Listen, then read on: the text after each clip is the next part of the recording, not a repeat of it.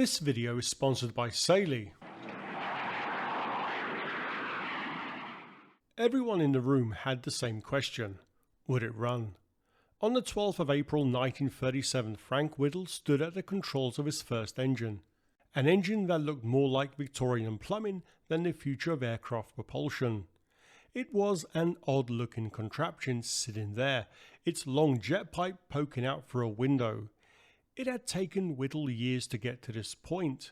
Now his creation had to do the one thing he'd spent all that time promising it would do: fire up and turn under its own power.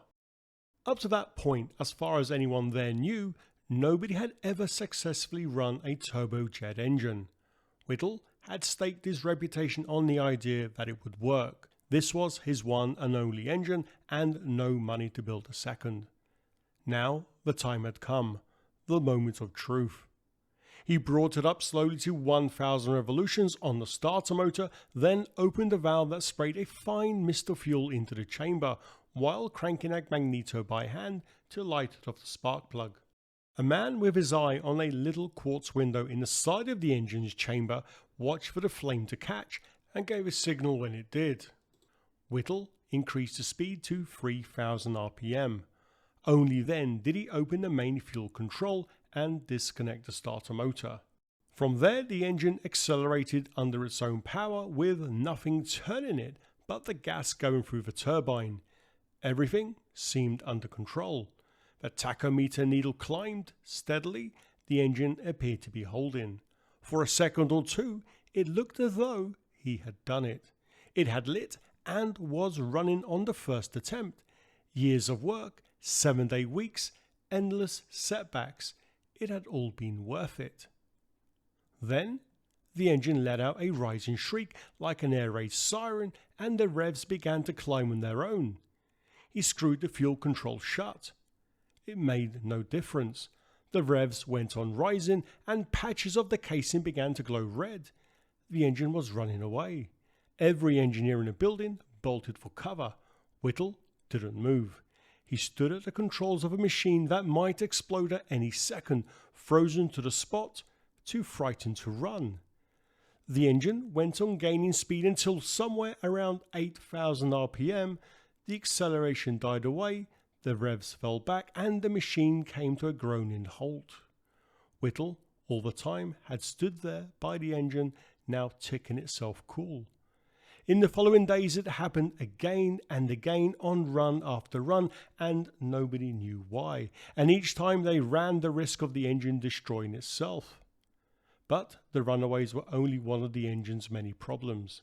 Almost every major part was trying to do something engineers said was not possible. The compressor had to raise the air pressure about fourfold in a single stage, when the best then known had got no further than 2.5. The turbine had to survive temperatures that would soften the strongest steels of the day. The combustion chambers had to keep a flame alive while air blasted through them faster than a hurricane. And all of it was built on a shoestring from parts they could barely afford. To most engineers, and to plenty inside the Air Ministry, Whittle was trying to build something that simply could not work. And getting it to work would cost him years of insomnia and nervous exhaustion. More than once it would leave him physically and mentally broken. He would also discover the real price of being first. This is the story of the impossible engine and what it took to make it work, and the man stubborn enough to build it. A man whose invention created a British jet engine industry that survives to this day. Nearly 90 years on, its descendants take millions of people on holiday.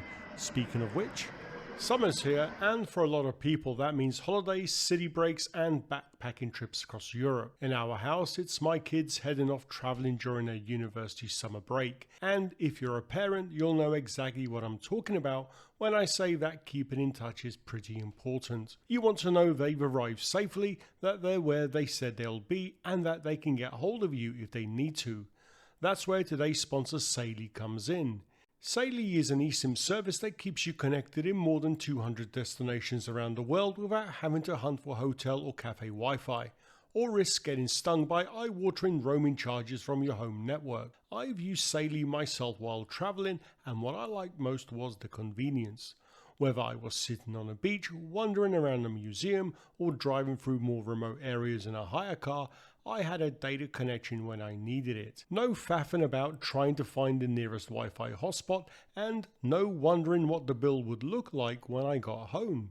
Getting started is simple. Just choose a plan, install the eSIM on your phone, and when you arrive at your destination, it activates automatically. It works on both iPhone and Android devices, so if you've got a trip planned this summer, or you've got children heading off on their own adventures, get an exclusive 15% discount on Saily data plans. Use code Aviation Republic at checkout. Download Saily app or go to saily.com/Aviation Republic. Stay connected, stay safe, and enjoy the trip. Thank you to Saily for sponsoring this video. Now, break open the biscuits, make yourself a cup of tea, and let's crack on, shall we? Frank Whittle was born in Coventry on the 1st of June 1907, the eldest of 4 children in a working-class household with Bible readings at home and chapel every Sunday. His father, Moses Whittle, had come south from a Lancashire cotton mill family to a foreman's job in the Coventry machine tool trade, a gifted and restless mechanic who kept a workshop at home and was forever tinkering on some invention of his own. When Frank was 4, he was given a toy aeroplane that could be suspended by a string, its little clockwork propeller wound up so that it could propel itself, flying orbits above his head. He was 7 years old when the Great War broke out and would often see aircraft flying over the area, even being taken by his father to the local works to watch them being built. His first close brush with an aircraft came when a machine made a forced landing a few hundred yards from his home, and all the children rushed out to get a closer look before it left. Frank happened to be standing in the path of the aircraft's takeoff run, and being a small child, the pilot never saw him, missing him by a cat's whisker, low enough that it blew the cap he was wearing clean off his head and left him to fish it out of a bush. He was still telling that story as an old man. Moses, who had saved for years towards a firm of his own, finally bought one in 1916, a small concern called the Leamington Valve and Piston Ring Company. It was little more than a collection of machines and a few lathes turned by a single engine. But it was his, and from around 10, Frank was trusted to work with his hands, his father teaching him to use the machine tools, and due to the war, the firm did well enough while it lasted. Then the fighting stopped and the orders stopped with it. Suddenly, the family found it increasingly difficult to make ends meet. Their financial troubles worsened when the family were out on the street for a few days, so for a time Frank and his family slept on a mattress in the loft above their workshop before they found 2 rented rooms in a poorer part of town. During this time, Frank had won a scholarship to attend Leamington College, where he mixed with boys whose families had money, while his own had just lost what little it had. More often than not, he was one of the shabbiest dressed boys there. The lessons bored him, and a poor first term had him dropped into a lower class, though the shame of it stung enough to bring him top of the form the term after. But it was the only time he ever managed it. He neglected the work he was set and scraped through his exams with the least effort he could get away with, and took not a single distinction, not even in the subjects he loved. His real education, though, was courtesy of the free Leamington Spa Library, where he worked his way along the shelves through whatever caught his eye, from astronomy, physiology to chemistry, engineering, and the theory of flight. It was there, still as a schoolboy, that he got hold of a textbook on turbines, Sodola's steam and gas turbines. Although it went way above his head, and he knew it, he learnt something about the construction of turbines. The machine it described had no pistons and no cranks in it, nothing like the engine in his father's shed. Despite his rigid upbringing and his small stature, he was a mischievous boy and game for anything that took nerve and daring, walking bridge parapets, climbing trees, and various dangerous antics on bicycles. He also had no use for the school's organised sport, and like the classroom work, he did the least he could get away with, but the long cross-country runs he entered on his own despite nobody obliging him to run. He came fourth in his first race. It half killed him and he swore he would never run it again. And then he ran it the next year and came fourth once more. And the year after that, swearing off it each time and lining up every single time. By 14, he knew exactly what he wanted to do. Whatever anyone thought of his chances, he was going to join the Royal Air Force and become a pilot. A year later, he passed the written examination for entry as an aircraft apprentice. So at 15, he went to join up, full of confidence, with only the medical to pass.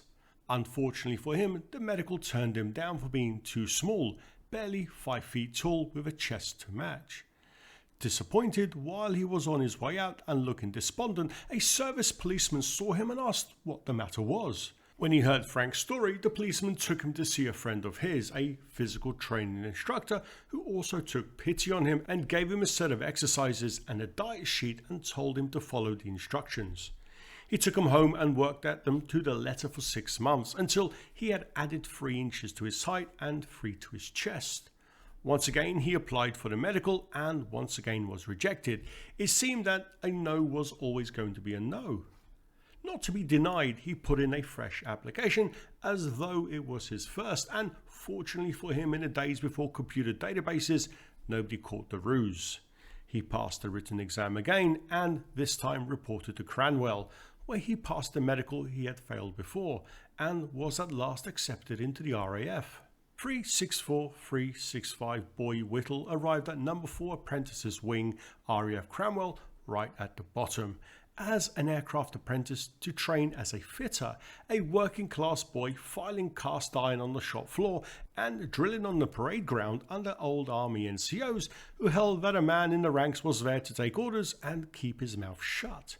He disliked almost all of it, apart from the classroom, where his gift for mathematics put him well beyond other boys and beyond some of the men teaching them, so much so that the commanding officer of the apprentices wing, Wing Commander Robert Barton, began telling the other officers that the boy was a genius.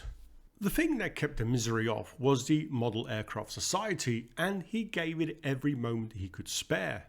He did the design, the drawings, cut the wooden jigs for the wing ribs and covered the frames in doped fabrics. Once finished, the machines were flown off open ground on small 2-stroke petrol engines they had also built. So well constructed were these machines that they were trimmed to take off, circle and glide back down when their petrol tanks ran dry. And it was these models that got him noticed. The officers running the wing began making allowances for a boy who was useless at games and plainly gifted. Wing Commander Barton took a close interest in the work, and in time a tour of the apprentices wing for any visitor of rank came to also include a look at Boy Whittle's models. But what every apprentice really wanted was a cadetship, which took a tradesman and made him an officer, with the added bonus that he would get the chance to fly. It seemed to Whittle the only way he would ever get to do so. The idea behind the cadetship scheme was to lift a few of the best apprentices each year into a college otherwise filled with the sons of wealth and the public schools. Though a sound idea, a good many of the service resented the intrusion from what were considered individuals from the lower orders. In the final pass now results, Whittle finished near the top, but just outside a handful of cadetships going that year, and that should have been the end of it.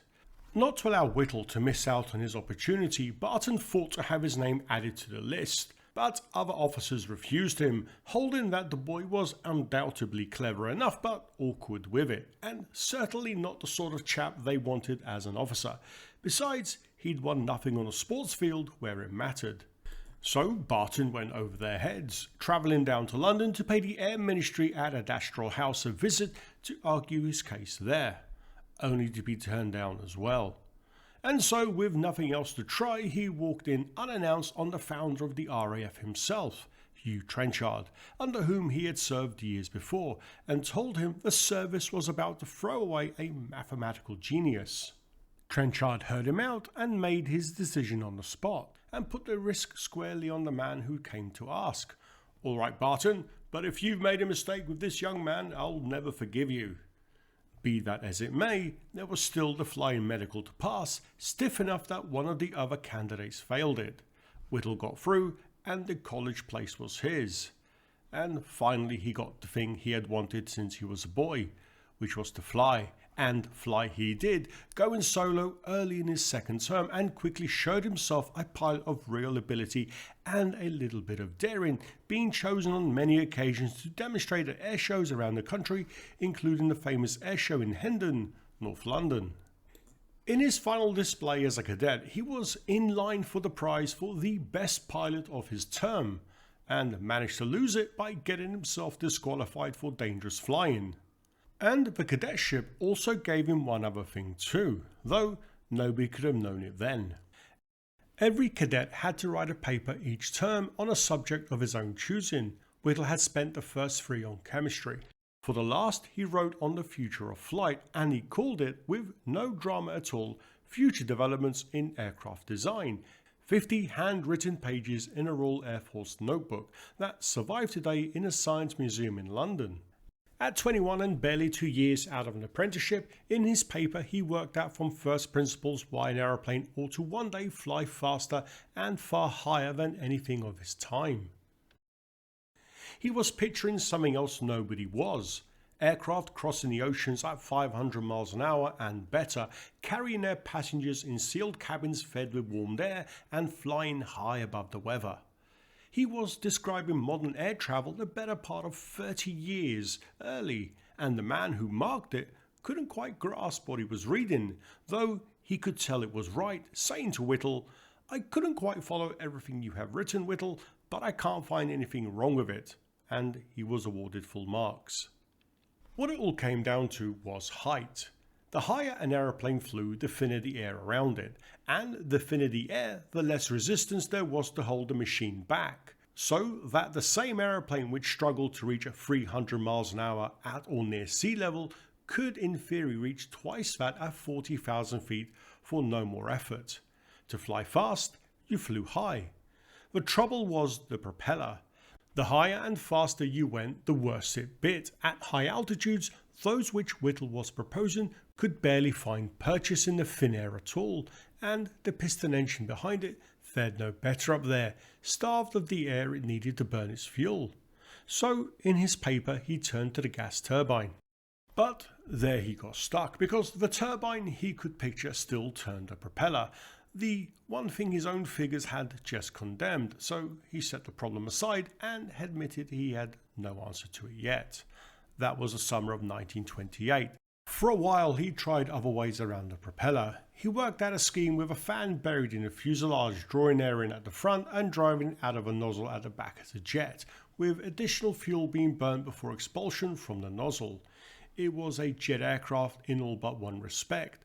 The only thing he had to turn the low pressure fan was a piston engine, and by now he was certain the future lay nowhere near it. Too heavy and too thirsty to be the answer. His own figures had said the same, and he was proved right in the end. 11 years later, the Italians built very nearly this machine, the Caproni Campini N1, a piston engine buried in the fuselage driving a compressor to make a jet, and it flew near Milan in 1940. For a while they believed they'd given the world its first jet aircraft, and they flew it down to Rome to show it off. It was slower than the fighters of the day, and it burned fuel just as Whittle's numbers said it would. The idea he had sketched and thrown away as a dead end, another country built, flew and paraded as a triumph, and it was the failure he had known it would be. So the scheme sat where it was while he looked for something better. Then, at the end of September 1929, the RAF sent him to Wittering to train as a flying instructor. And within a few weeks of being there, the idea came to him. He would keep the fan and keep the turbine, and throw out the piston engine and the propeller. The turbine would drive nothing but the compressor that fed it, and everything left over would go straight out of the back as a jet. The hot jet exhaust would drive the aircraft. The fan that he had wanted to bury in the fuselage was now the compressor, and the engine to turn it was the turbine. Everyone else chasing the gas turbine was trying to draw as much power from it as they could to turn a propeller, and treated any hot gas going out the back as simply waste. Whittle went the other way, taking from the turbine only enough to drive the compressor and sending all the rest out behind as thrust, so that the hot gas the others worked to keep down was the very thing he wanted most. He said afterwards that once he had seen it, he could hardly think why it had taken him so long. So simple and so obvious did it seem. But he wasn't the first to put the idea on paper. Back in 1921, a Frenchman, Maxime Guillaume, had patented the notion that a gas turbine might drive an aircraft where a piston engine couldn't. And there were others who theorized engines along the same lines, but what none of them had done was prove the thing would work. Years later, Whittle's son Ian put his finger on the difference. Guillaume, he said, never did the sums to show the engine was feasible, and he said, "That's what my father did. He did the calculations." His engine worked by reaction. The hot exhaust flung out the back pushed it forward, the same law that lifts a rocket and kicks a rifle back into the shoulder. A piston engine does its work in 4 strokes inside a cylinder, one after the other in the same small space. It draws air in, squeezes it, burns it in a bang that shoves the piston down and pushes the spent gas out. Suck, squeeze, bang and blow over and over. Whittle's engine did the same 4 jobs, but it did them all at once and never stopped. Air is drawn in at the front and squeezed hard in a compressor. Fuel is sprayed into that compressed air and ignited. It burns as a steady flame, creating a small continuous furnace. Hot gas expands and rushes backwards through the engine. On its way out, the gas spins a turbine that is joined by a shaft to the compressor at the front, so once the engine is running, it drives its own compressor and keeps itself turning. Everything that's left goes straight out the back as a jet of hot gas. He had the whole thing worked out now, clear in his head and down on paper. And from his first days at Wittering, he talked about it to anyone who would listen. Most of the men around him took it for a harmless eccentricity in an otherwise first-rate pilot and let it go. Even the pupils he taught to fly heard all about the jet engine. The exception was another instructor called Pat Johnson. Johnson was a patent agent by profession, flying on a short commission because he loved it, and at the time he was the only officer in the whole of the RAF qualified to fly on instruments alone. He had exactly the sort of mind to take a strange idea seriously, and when Whittle explained the engine to him, he understood it straight away. Johnson took Whittle to the commandant of the school, Group Captain Baldwin. And though Baldwin was no engineer, he heard Whittle out, impressed and a little out of his depth, but impressed enough all the same to think that the right people ought to see it. He agreed to put it before the Air Ministry, and a few days later Whittle was told to report to London with his sketches.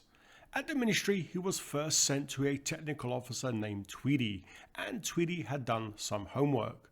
When a proposal like this came in, the obvious thing was to look up where the Ministry stood, and on the gas turbine that came down to a report they had on file, written a few years earlier by William J. Stern at the Ministry's own laboratory in South Kensington. Stern had looked seriously at the gas turbine. On the technology of 1920, it came out impossibly heavy, a turbine set for an aircraft weighing something like 10 times a good aero engine of the day, and burning fuel at a rate no airframe could carry. He had reached that verdict working from the materials of his time: turbine wheels of bronze, a casing of cast iron, and compressors far weaker than anything Whittle was considering. On those numbers, the turbine could never compete with the piston engine, and Stern said so. He also said something else as well, that the internal combustion turbine will not be rendered practical by the revolutionary design of some lucky inventor. It was work for the men who already understood it, the steam turbine engineers, the metallurgists, and it should be left to them. That was welcome news to firms building piston engines, and the report had stood as the Ministry's answer for 9 years. Now Tweedy took it out, told Whittle the Ministry stood by every word of it, and although he remained unconvinced, he still took him across to the one man who could judge the engineering, Dr. Alan Arnold Griffith. Griffith was the outstanding authority on the subject in Britain, and he ran the same South Kensington laboratory Stern once had. For years, he'd been making the opposite case to the one Tweedy had just read out. In 1926, he had worked out why the compressors and the turbines of the day performed so poorly. Their blades were little more than curved paddles that shoved the air along, and at speed the airflow tore away from them and broke up, the blade stalling as much as the wing does when it climbs too steeply. Griffith's insight was to stop treating each blade as a paddle and treat it instead as a wing, an aerofoil with a carefully shaped section that kept the airflow attached as it passed over it. With the air flowing cleanly, the blades could do far more work with far less loss. An arrangement built that way could be efficient enough to make a gas turbine a serious proposition at last. And although the axial compressor Griffith favoured was the more elegant idea on paper, it was also harder to build than Whittle's relatively simpler centrifugal design. Even with aerofoil blades, the whole line of compressor stages had to work together. Instead of a single spinning wheel as per Whittle's design, an axial compressor relied on a whole row of stages along a single shaft. Each stage had to pass the air cleanly to the next, each adding a little to the pressure as the air went down the line, and this arrangement worked well at one speed. But a change in speed and airflow and the blade stalled, compression collapsed, and the whole flow could reverse and hammer back through the engine. Making an axial work across the full range of engine speeds would take years of development. Whittle's single centrifugal wheel was cruder but far more forgiving, and it was something he believed he could build with the materials and manufacturing of the day. So the man now asked to judge whether a turbine could power an aircraft had already staked his own reputation on the belief that one could. So Griffith went through the young officer's figures and called his assumptions over-optimistic, and there was something in the charge. Whittle was counting on a compressor that could squeeze the air to 4 times atmospheric pressure at 70% efficiency, when the best supercharger then flying on the Rolls-Royce engine that just won the Schneider Trophy managed barely twice atmospheric at 63%, and nobody had yet built anything close to what he needed. But the compressor was only part of it. His objection was to the jet itself. Sending a hot exhaust straight out of the back for thrust was, in Griffith's judgment, wasteful and no match for a propeller.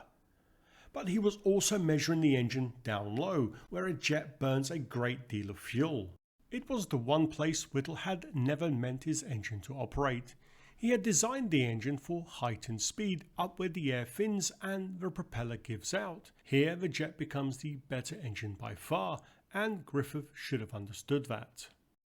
Griffith judged the proposal by assumptions he didn't accept, particularly Whittle's expectations for the compressor and his decision to use the exhaust directly for thrust. There was one thing about Griffith that Whittle didn't know about as he sat across the table from him. Griffith had been trying to build a gas turbine of his own. His 1926 report entitled An Aerodynamic Theory of Turbine Design had been read at the Air Ministry, and in the years since Griffith had tested blades in the wind tunnel at the Royal Aircraft Establishment Farnborough, and had built a single axial turbine stage to drive a single axial compressor, so in one sense Whittle's engine was a rival to his, though the two weren't even the same kind of machine, since Griffith's axial would drive a propeller and Whittle's wouldn't. But nor was Griffith any nearer to flying. Though the wind tunnel results were successful, approval to carry out further construction was not given, and no work on gas turbines was done at the Royal Aircraft Establishment from 1930 to 1937. Within months, the Ministry's own committee would look at his design and conclude it was far too beyond the state of the art to build.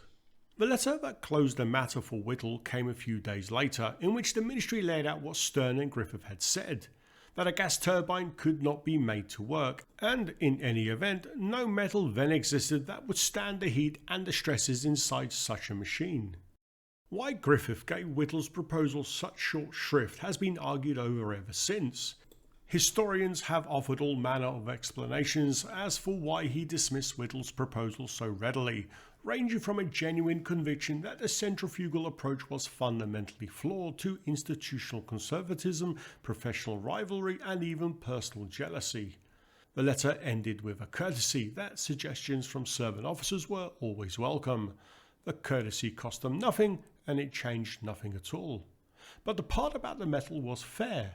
There was nothing dishonest about it. The turbine blade has to sit in the stream of burning gas and turn at the rim of a wheel, spinning many thousands of times a minute, taking the fierce heat and the outward pull of that spin at once. The alloys that could stand both were simply considered not to be available, and Griffith had caught a slip in Whittle's arithmetic, and may have been part of why he waved the whole thing away. Back at Wittering, Whittle went over his calculations and found a second slip he'd made. This one, though, almost cancelled the one which Griffith had found. He didn't write to Griffith to say so. He had taken his idea to the most qualified men in Britain, been told his sums are wrong, and discovered they were right. The Air Ministry had closed the door. He was 22 years old. One rebuff was enough. If you've made it this far, a big thank you, and if you'd like to help the channel out, the like button goes a long way, and if you're feeling especially generous, a comment would be golden and helps keep these rabbits in apples.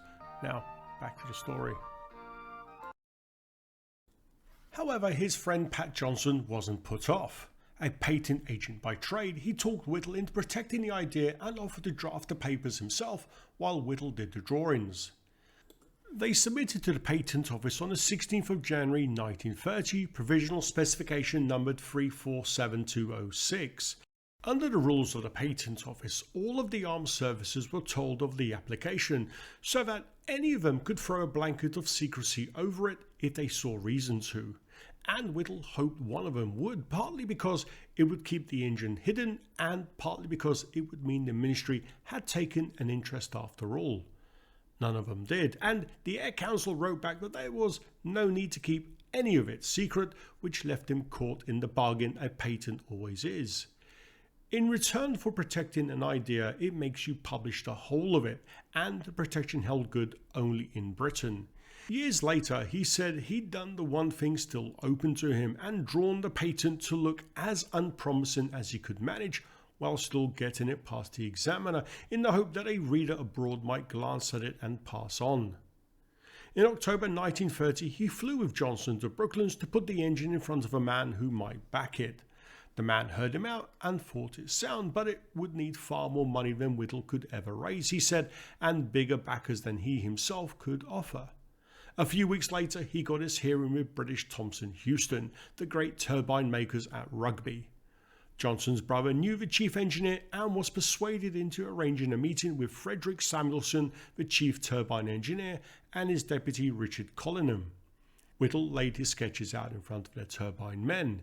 They agreed the idea could work, but they put the cost of proving it around £60,000, the best part of $3 million in today's money, and saying that building experimental engines for aircraft fell well outside their trade. Whittle was disheartened, but not offended.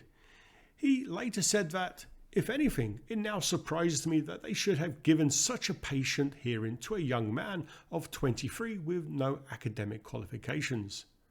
Then, the RAF did him a good turn almost in spite of itself and posted him to the flying boat station at Felixstowe on the east coast as a test pilot despite him not being able to swim. There he ran into Rolf Dudley Williams, a friend from his cadet days at RAF Cranwell, who shared a dormitory with him and had taken the engine seriously when almost nobody else would. For now, he was good company who happened to believe. On his leave from Felixstowe, he kept taking the engine around the firms. The most promising hearing was at Armstrong Siddeley in Coventry, where Johnson had gotten him in. They built superchargers, and a centrifugal compressor was part of his engine they already knew, so for a while it looked like they might back him. But his compressor asked for more than a supercharger had ever done. The best of the day barely doubled the pressure. Whittle needed 4 times, and at a higher efficiency. A lot of that came down to the vanes at the mouth of the compressor. He wanted them curved to a precise shape so the incoming air slid into the channels between them cleanly, instead of piling in and tearing into eddies that bled the compression away. The Armstrong Siddeley men understood him, they just didn't believe him. To them, the shaped vanes were a fussier version of the bent ones already in their own machines and not worth the trouble. The letter that ended it came from their chief engineer. He said the whole thing depended on a metal that would hold at high temperature, that he doubted one existed, and that he couldn't hold out any hope. But Armstrong Siddeley sent him to one more man, W.S. Farron, whose name carried across the whole of the British aeronautical industry, who also advised the firm on its technical work. Farron admitted that the compressor was sound in principle, but doubted there was anything new in it, saying that he preferred the arrangement Armstrong Siddeley was already using. Whittle returned to Felixstowe with nothing, but there was one claim from the ministry and Siddeley rejections that he could address, and that was the one about there being no metal then able to take the heat inside the turbine.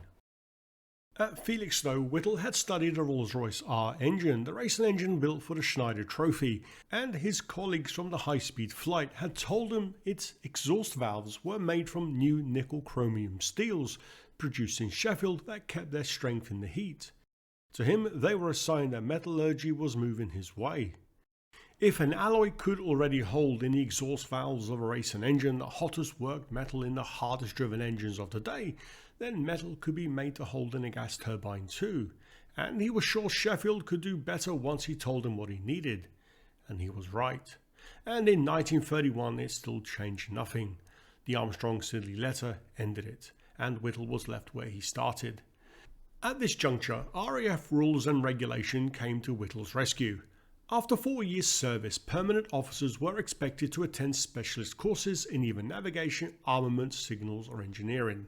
Naturally, he elected to specialise in engineering, starting in August 1932 and completing the 24-month course on a compressed 18-month schedule while scoring an aggregate of 98% in all subjects. Such was his exceptional performance that even though the RAF had discontinued sending exceptional officers to Cambridge University to attend a further 2-year study in mechanical sciences, a special dispensation was granted to him, so in 1934 Whittle was off to Cambridge.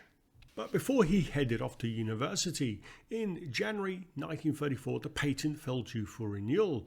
The fee was £5. The Ministry wrote to remind him it had no intention of paying it, and money was short in any case, with his elder son ill and a second boy just born. Half persuaded now that the engine was years ahead of its time, he let it lapse for the want of £5. For a while it looked like the end of it. He'd all but given up, though he still turned the figures over now and then, unable to leave them quite alone. Then, late in April 1935, a letter reached him at Cambridge. It was from Rolf Dudley Williams, his old mate from Cranwell, whom he had not heard from in 3 years. Williams had met a man, he wrote, a bit of a big noise in an engineering concern, who had heard about the engine and was interested. Whittle read the letter, stuffed into his pocket and nearly let it go. His exams were weeks off and he wanted no distractions. And he came close to writing back that there was nothing to discuss. In the end, he answered a few days later on the chance that it led somewhere. Within a week, Williams came out to see him and brought a partner with him, a former RAF pilot named James Collingwood Tinlin. The two of them ran a small firm called General Enterprises, whose trade was coin-operated cigarette machines. They offered to pay the patent fees plus any costs of chasing investors, and to act as Whittle's agents in return of a quarter share each of the commercial rights. Their objective was to raise £50,000, a figure they considered more than enough, as they reckoned it to build the engine and the aeroplane to carry it. Because the patent had expired, Whittle set about rebuilding what protection he could, filing a run of smaller patents on the improvements he had worked out since 1930. But there was a catch built into an arrangement like this, and it came from Whittle's own position. The standard Ministry agreement for an invention it didn't mean to fund let the inventor keep the commercial rights, while the Crown retained the right of free Crown user to use whatever he built without paying him for it. Since the government was likely to be his only customer, the rights he'd kept were worth very little, and that reservation made the venture a hard sell to anyone asked to put up the money. Whittle saw as much and would have liked the terms eased, but the reservation was the Crown's standard condition on any servant officer's work, and they refused to make any exception. When it came to backing, Whittle wouldn't consider approaching anyone in the aircraft industry. Let one of the big firms in, he argued, and the only thing keeping it from building the engine itself was whatever patent protection he and the others happened to hold, and they wouldn't be able to afford to fight it in the courts. For months, Williams and Tinling got nowhere, with potential financiers taking an interest and then cooling off. The big noise and engineering Williams had mentioned to Whittle in his letter came to nothing. He went quiet and was never heard from again. Then finally Tinling's father knew a consultant engineer worth approaching, a Dane named Mogens Bramson. This horrified Whittle, as Bramson was well regarded in the aviation world, having links with several firms with aeronautical interests. However, he was also a man who understood engines inside out, having patented a number of inventions during his life, which extended beyond aviation. Just as important, he was also a man whose word counted in the city. Despite his pessimism, Whittle set his engine calculations in front of him. Skeptical at first, Bramson agreed to study his proposal, spending a fortnight going through them before he came away convinced, stating that this must be done. They took the idea to a firm of investment bankers, O.T. Falk & Partners, where it landed on the desk of Lancelot White, a Cambridge physicist turned banker whose job was to hunt out new technical ventures worth backing. White, like Bramson, had no doubt Whittle had something and put the bank's weight behind the engine. Through that autumn, the talks ran on at Falk's offices. The bankers were willing to commit, but they were not going to blindly rush in. Before parting with a single shilling, they wanted a qualified aero engineer to go through the plans and tell them if it would actually run, and that they hadn't been dazzled by a clever man and a sheaf of equations. That man was Bramson, the same Bramson who had brought them the scheme in the first place. The report he delivered in late 1935 came down wholly in favour of Whittle's design. After years of being told the thing couldn't be done, a man of considerable technical experience had gone through the numbers in detail and said that it could. On the strength of his report, the money was good as promised. The draft agreement went to the Air Ministry for approval, which came slowly and with amendments. It settled at last into a bargain between four parties. Falk & Partners would put in the first £2,000 and held an option on £18,000 more. Williams and Tinling came in jointly, and Whittle stood as a party in his own right. The fourth party was the Air Ministry itself, in the person of the President of the Air Council, written into the founding agreement from the start.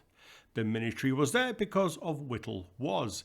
He held his commission from the Crown, which already had free use of anything he invented, so from the day the company formed, the Ministry was a shareholder in it, with part of Whittle's own allotment held in trust on the department's behalf. In return for handing his patents to the company, Whittle and his two partners kept just under half of it between them. They put their names to the agreement on the 27th of January 1936, and the company was incorporated that March.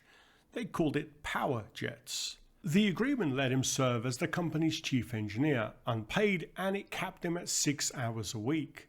That wasn't a limit put there for his sake. He was a serving officer, and the Ministry wanted it on paper that its man spent his days in the RAF and gave the engine only his spare time. What he actually gave it, alongside sitting his Cambridge finals and doing aerodynamics under the great Professor Melville Jones, was everything he had. He drove himself so hard during revision time that he fell ill and missed one of his exams, and still came out with a first. When his finals were behind him, the RAF let him stay on at Cambridge another year as a postgraduate. They called it research. What it really was, Whittle said himself, was a way to let him carry on with his engine. When the year ran out in the summer of 1937, they went further and put him on the special duty list, which lifted him off ordinary RAF duties and made the engine his full-time work. In the same weeks that Power Jets was formed in March 1936, Whittle filed another patent, this time for an engine he had no realistic hope of building. It placed a large fan ahead of the compressor to move far more air than the engine core alone could handle, improving efficiency by producing thrust from a greater mass of more slowly moving air. In other words, the basic idea behind the modern turbofan. There was scarcely enough money to build an ordinary turbojet, let alone something this ambitious, and the design went onto the shelf. From the day Powerjets opened its doors, it was short of money, and it would stay that way for years. Since it had no works of its own and needed a firm to build the engine, Whittle contacted BTH at Rugby, the same turbine outfit who turned his idea down 5 years before. They agreed to build the engine on a cost-plus basis, meaning that they covered BTH's costs and paid them a profit on top, with the promise that they were to receive contracts to build the first 100 units if it ever reached production. But no single firm made everything the engine needed, and the parts that mattered most weren't made by anyone yet. Through the early months of 1936, Whittle had crossed the country to find the men who could. On an engine where every part was being made for the first time, the turbine wheel was one of the hardest to get right. It had to spin in the burning gas and hold its strength there, taking the heat and the outward pull of the rotation. On that one though, Whittle already had something in mind. The steel from the Schneider engines was a heat-proof grade called Stayblade from Firth Vickers, so he signed up the firm to provide the metal for the turbine and its 66 blades. The compressor would run nowhere near as hot, though the double-sided impeller was the most heavily stressed part of the whole engine and needed an aluminium that was both light and strong. He found what he was looking for on the same Rolls-Royce R racing engine, an aluminium alloy called hydrominium, that high-duty alloys at Slough forged rather than cast, which, although it cost more, it came out far tougher. Another tough nut to crack was the burner, where the fuel had to be set alight and burned inside a space the size of a suitcase, with compressed air rushing through it faster than a flame will normally hold. At a trade fair in Birmingham one morning, Whittle went from stand to stand, putting his problem so guardedly that one salesman after another shook his head and told him he was asking for something nobody had done. Then he reached the stand of a small firm from just outside Edinburgh, Laidlaw, Drew & Co. Their man questioned him closely. Whittle wanted the fire held into a small space at an intensity beyond anything a boiler or a furnace was built for, and kept burning there while a large volume of air moved past it at high speed. Laidlaw guessed Whittle was building a gas turbine. What gave it away was the sheer heat he was after, since only something starved for space would need such a setup. And where every big name had shaken its head, this small firm saw no reason it couldn't be done and agreed to try. Now the engine had to be built, and there was a right way to build a thing as new as this, and a wrong way. The right way was to prove it a piece at a time. You made the compressor first, you ran it on its own until you trusted it. Then you added a combustion chamber and ran that, and only once the turbine had proved itself on its own rig would you join the three into a single engine. Built that way, when a part failed, which was inevitable, you knew at once which part had done it because it was the only one you'd changed. But Whittle didn't have that luxury. Proving each part alone meant a separate rig for each, and the rigs cost far more than the company could afford. In the finished engine, the turbine would drive the compressor, but with no turbine yet built, spinning the compressor on its own meant supplying all that power from some external source. It would have taken a 3,000 horsepower motor, and BTH quoted £27,000 just for the plant to do it.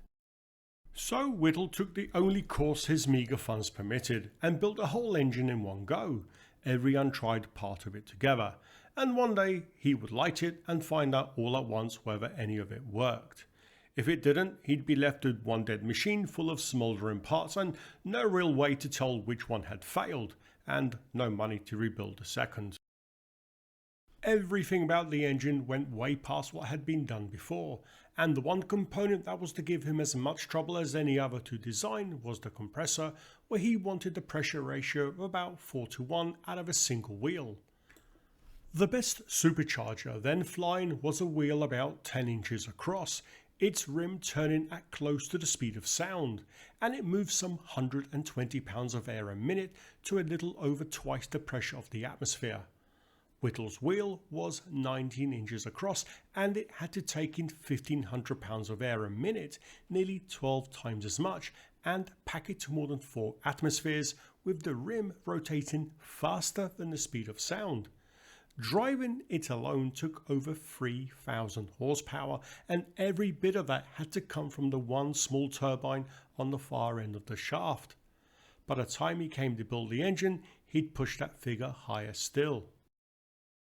He designed the compressor wheel to run at 80% efficiency, up from the 70 he'd put to Griffith. And he owned up later that 80 was very optimistic and had drawn a good deal of criticism. The general view being that he'd be lucky to reach 65% efficiency. Whittle decided the losses that dragged down every other centrifugal compressor he knew of came from the air stalling as it entered and from friction along the surfaces. He'd shaped his wheel to prevent stalling and made it double-sided to draw the most air it could for its size. Griffith looked over the design that February and still wouldn't believe a single wheel could be 2-to-1. He told Whittle to fit a second impeller and make it a two-stage compressor. Whittle refused and kept his single double-sided wheel and held onto his figure of 4 atmospheres. The engine that took shape around that wheel looked nothing like a modern jet. The air the compressor flung outwards was caught in a scroll wrapped around its rim like a shell of a snail, and carried up through a honeycomb of narrow channels that slowed it and turned much of its speed into pressure, and then an elbow bent the whole stream through a right angle and fed it into the combustion chamber. He'd made that combustion chamber one large space fed by a single burner so that he would never have to worry about several small chambers failing to light together.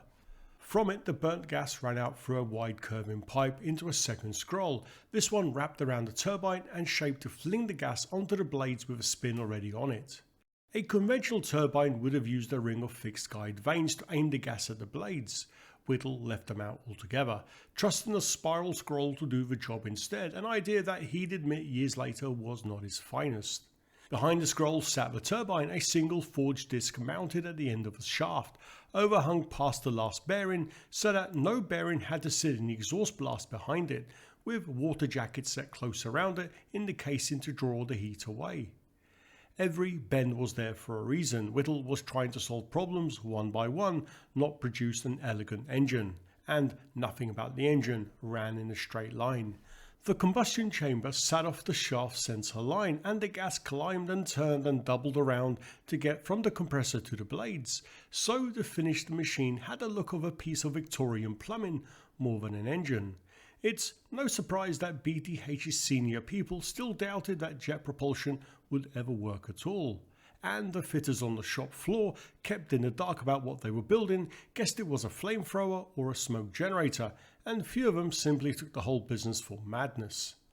Whittle had no such doubt, at least about whether the design was sound, since the mathematics had settled that for him years before. The common expectation was that the engine wouldn't drive itself once the starter motor was disconnected. On the 12th of April 1937, after the best part of a year it took to build, the engine they called the Whittle Unit 1 stood ready in a corner of the BTH turbine factory, mounted on its test truck, the jet pipe poking out through a window. Around it they had bolted a screen of inch-thick steel plate. BTH built steam turbines for a living, and they knew exactly what a turbine does when it loses its head. It bursts and flings pieces of itself across a room faster than a rifle bullet. Men had been killed that way. One fragment, so the story went, had once been thrown the best part of 2 miles. Whittle stood at the controls, mounted at the forward end of the truck. This had been the whole of his working life for years now, and it came down to whether the contraption would indeed run. If it did, it would be the first time a British-built jet engine would turn under its own power. He brought it up slowly to 1000 RPM on a starter motor, opened the valve which injected a spray of fuel, and cranked the magneto by hand to light it via a sparking plug. A man with his eye on a little quartz window in the side of the combustion chamber watched for the flame to catch and gave a thumbs up when it did. At that point the speed was raised to 3000 RPM, only then did Whittle open the main control and let the fuel in. The engine accelerated under its own power for a second or two, gathering speed smoothly, all under control. Then it let out a rising shriek like an air raid siren, followed by the revs climbing on their own. So intense was the heat that patches of the combustion chamber casing began to glow red. The thing was running away. Every BTH man in the building bolted, a few diving for whatever cover they could find. Whittle, on the other hand, didn't move. He screwed the fuel controls shut and it made no difference. The revs went on climbing. Nothing he could do could stop it. He stood there at the controls of a machine that might explode at any second, frozen to the spot, too frightened to run. The engine went on gaining speed until somewhere around 8,000 revolutions the acceleration died away and the revs fell back, the machine coming to a groaning and grinding halt. And this would happen again and again on run after run. Altogether, it was a very alarming business, and in those early days the men in the vicinity did as much running away as the engine. One morning, the two BTH senior turbine engineers, Collingham and Samuelson, came to watch a run for the first time. Whittle, still shaken, told Collingham how badly the machine had frightened him. Collingham, a blunt Yorkshireman, wasn't impressed. As he liked to put it, Whittle didn't know what real fright was until he stood beside a big vertical turbine as it tore itself out of its bearings. Then they started the engine. And as always, it ran away with a shriek and sheets of flame belching from the jet pipe. With that, Collingham was out of the turbine factory and into the locomotive shed next door before anyone else moved. Some evenings back at a hotel where he was staying, the strain and nervous tension of the test runs would begin to show. He was seized with fits of laughter he couldn't stop, coming on without warning while he sat in the lounge, until he had to get up and leave the room to laugh himself out. After much hair pulling, they finally found out what was causing the engine runaways, and they were all in the plumbing, and there was more than one problem. The fuel line had a spill pipe and a needle valve. The two were linked. If the spill pipe ran dry, the needle valve was forced wide open the moment the pump came on, flooding the chamber. And the spill pipe ran dry constantly because they were forever breaking the fuel line apart for tests. So without anyone knowing, a lake of fuel would gather in the chamber between runs, sitting there waiting for the flame. Other runaways had other causes, the needle valve sticking shut and then snapping open on its own, and the burner spring losing strength as it cooked in the heat. Any one of them would set the engine climbing on its own, though fortunately none of these uncontrolled accelerations took the engine beyond 9,000 RPM. Combustion was another enemy, the one part of the engine that would take him 3 more years to master. The combustion chamber was the size of a suitcase, 6 cubic feet in space. Through it the compressor drove around 1,500 pounds of air a minute. Into that gale, Whittle had to spray the better part of 200 gallons of fuel an hour, lighted and never once let it go out. The flame ran hotter than the steel around it could bear. Stainless steel gave way around about 1400 degrees, and his fire burnt a few hundred hotter still, so the chamber had to hold a flame that would melt the metal it was made of. Nobody had burnt fuel that hard in a space that small. It was what the burner men at the trade fair had told him, one after the other, before Laidlaw agreed to try. The difficulty was speed. The air tore through that suitcase-sized space far faster than a flame can burn. The burning drove it faster still, from around 200 miles an hour up to 700 by the time it reached the turbine, and the whole of the fire had to be finished in the fraction of a second the air spent crossing the chamber. Left to itself, the fire was carried out the back before it had burnt out. Slow it down and it finished further on in the turbine and wrecked it. So the fuel had to burn fast and burn fully, all of it spent inside that small space, and the flame had to stay put. The hotter it ran, the more power it gave, so he wanted it as hot as he could get it, and the only thing stopping him was the turbine just downstream. Its blade sat directly in the stream of hot gas, the one part of the engine with the immense blast furnace levels of heat fully on it, and they would soften and fail catastrophically before anything else. For all that, the engine had done what almost nothing of its kind had managed before. It had lit and run under its own power at the first attempt. Trouble was holding it where he wanted it. Getting it to do that, run after run, was the thing that was beating him. It wasn't a problem he could reason his way through. Too many things changed at once for the figures to point anywhere specifically. The only way to get anywhere with it was to build a chamber, run it, watch it fail, change it and run it again. He rebuilt the engine again and again. Even so, the failures kept coming. 4 minutes into one run, with the wheel turning at 12,000 revolutions a minute, the compressor impeller fouled its casing and seized. The engine stopped dead in about a second with a shriek. The damage that time was slight, but it went onto the pile with everything else. Out of all that building and rebuilding, one thing did come right. The casing had glowed red hot as the engine ran, hot enough that on one occasion to set its own ignition cables alight, and he found he could carry the worst of that heat away by using the fuel itself as a coolant, running it through a jacket around the burner. For the first time, no part of the casing glowed red, and the burning was a little steadier with it. But by the standards of a working aero engine, the whole thing had become a heap of junk, and it was still nowhere near the speed they needed. The runs had frightened BTH as much as anyone. Their chief engineer decided the engine was far too dangerous to run in a working factory, and capped how fast it could be turned during the day, and told Whittle to take it elsewhere. The only thing power jets could afford was another BTH property a few miles off at Lutterworth, a derelict and disused iron foundry called the Ladywood Works. The gas and electricity had been cut off years before, and there was one tap for water, but the rent came to almost nothing.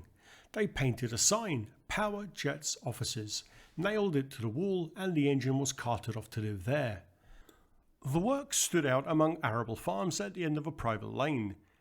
Whittle's office was upstairs with a window overlooking those fields, which were home to plenty of rabbits that, on occasion, he'd take pot shots at with a .22 rifle, though he never bagged one. Around the same time, Powerjets hired their first employee, Victor Crompton, a former RAF technical sergeant who Whittle had known from Cambridge, where he had been a laboratory technician. Up until then, Whittle had, other than hiring subcontractors, had to do most of the work himself, so having another pair of hands was a great relief to him.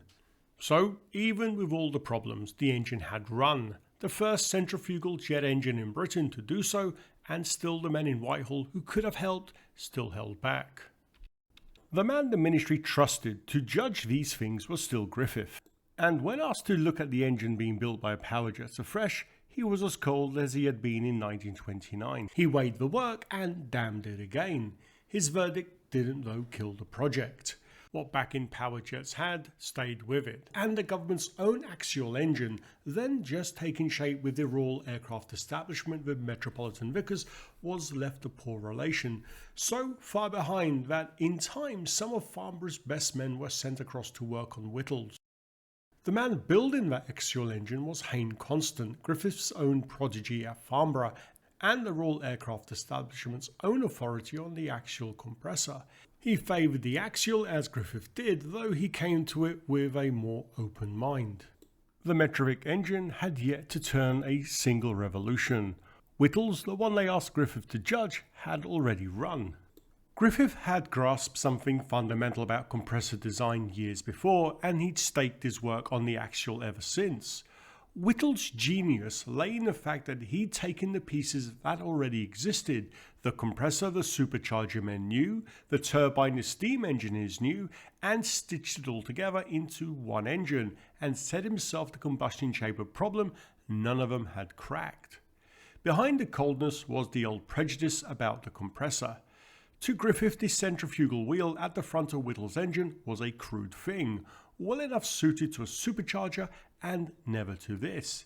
He had held to that since his first rejection and held it still. However, the compressor was just one part of the engine. The invention was the engine itself. Even so, the legend that the government gave nothing to Whittle isn't quite right. The money was meagre and grudging and always late, but it came. Small development contracts from 1937s onward, never quite enough to do the job properly and never quite cut off either. These kept Powerjets lurching from one cash crisis to the next without going under. What kept the money coming in were men with the standing to overrule Griffith and other engineers, and the first of them had backed the engine before it ever ran. Henry Tizard was one of the few scientists Whitehall truly listened to, a test pilot in the last war, the man whose fieldwork gave rise to the octane rating, and chair of the Air Defence Committee under which Britain's radar began. Men in the ministry could disagree with him, but they couldn't go around him. He'd heard Whittle describe the jet back in 1936, and where Griffith had seen a rival, Tizard saw another half of a weapon, a fighter that could climb high and fly fast, guided onto the bombers by the radar he was helping to bring in. He had grasped the idea in a single evening, but belief was one thing and money was another. Tizard argued for the engine wherever his word carried. In the summer of 1937 he put it on the record in a letter that called Whittle's scheme a better gamble than many I know of on which money has been spent.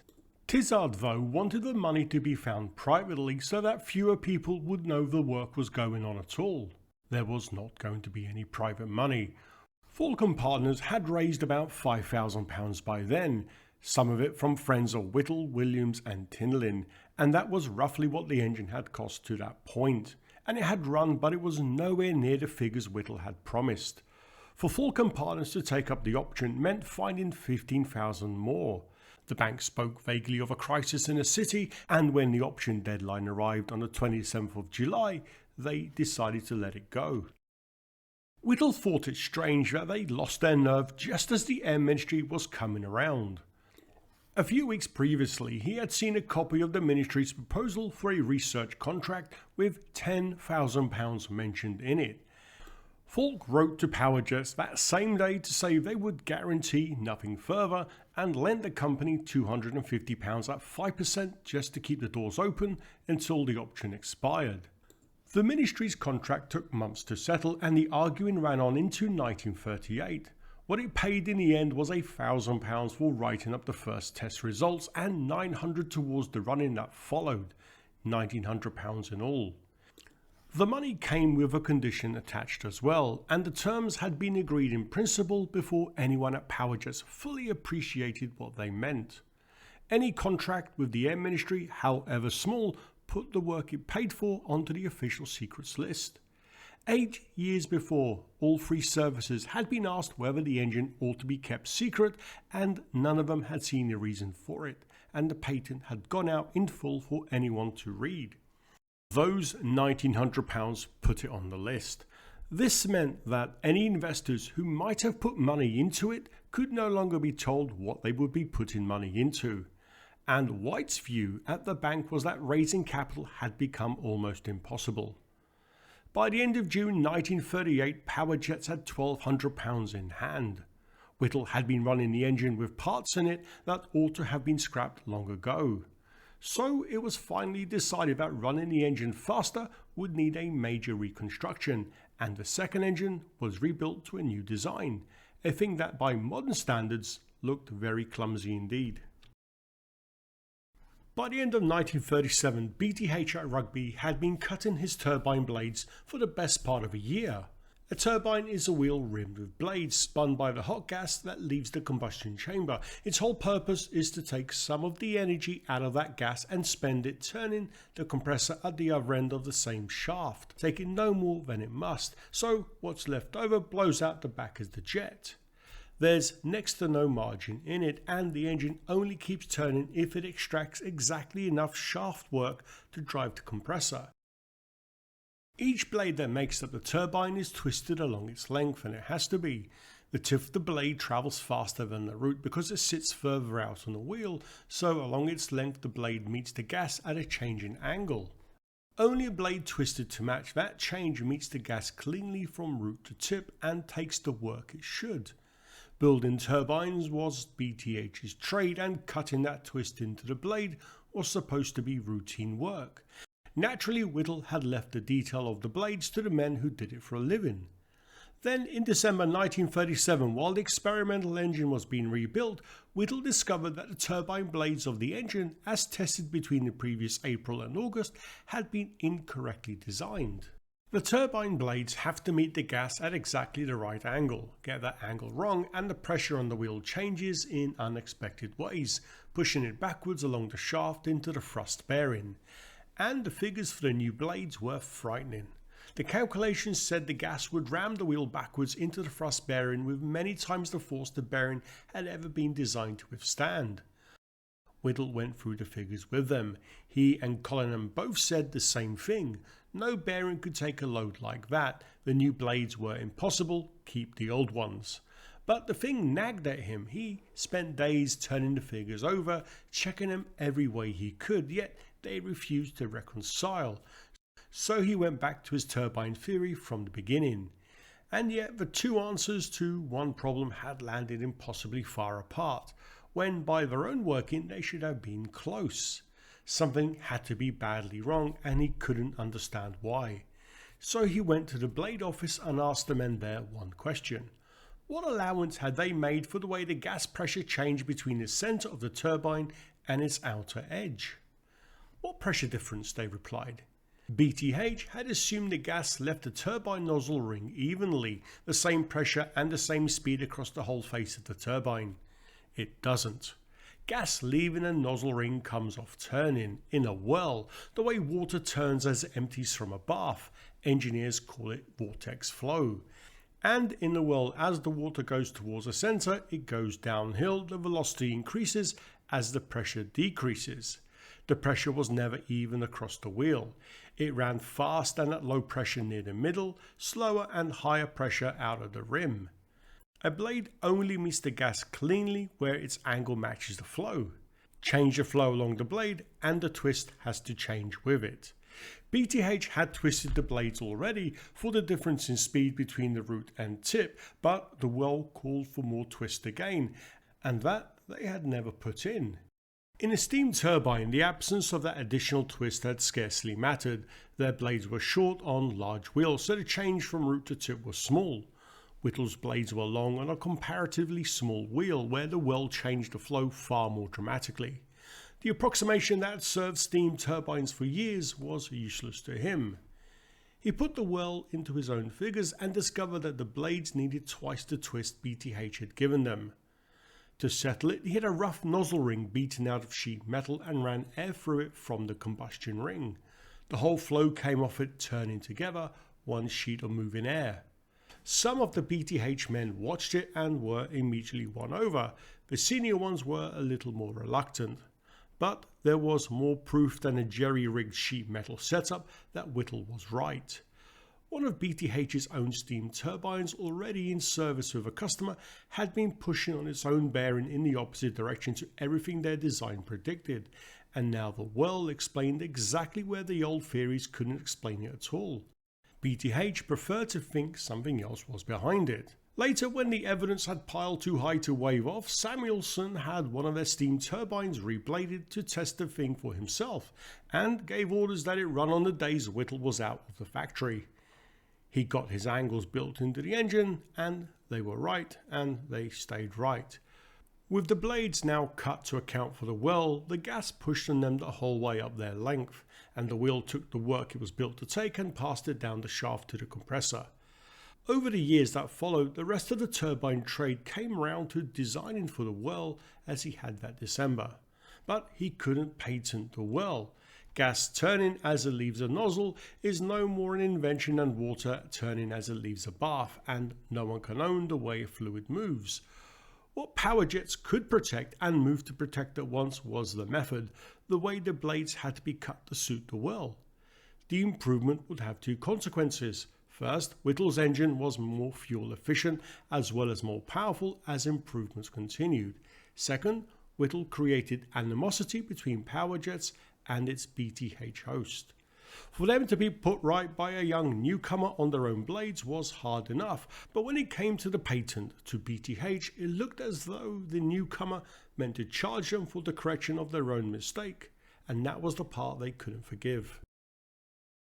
By the spring of 1938, the second engine was on the bench and ready for trials.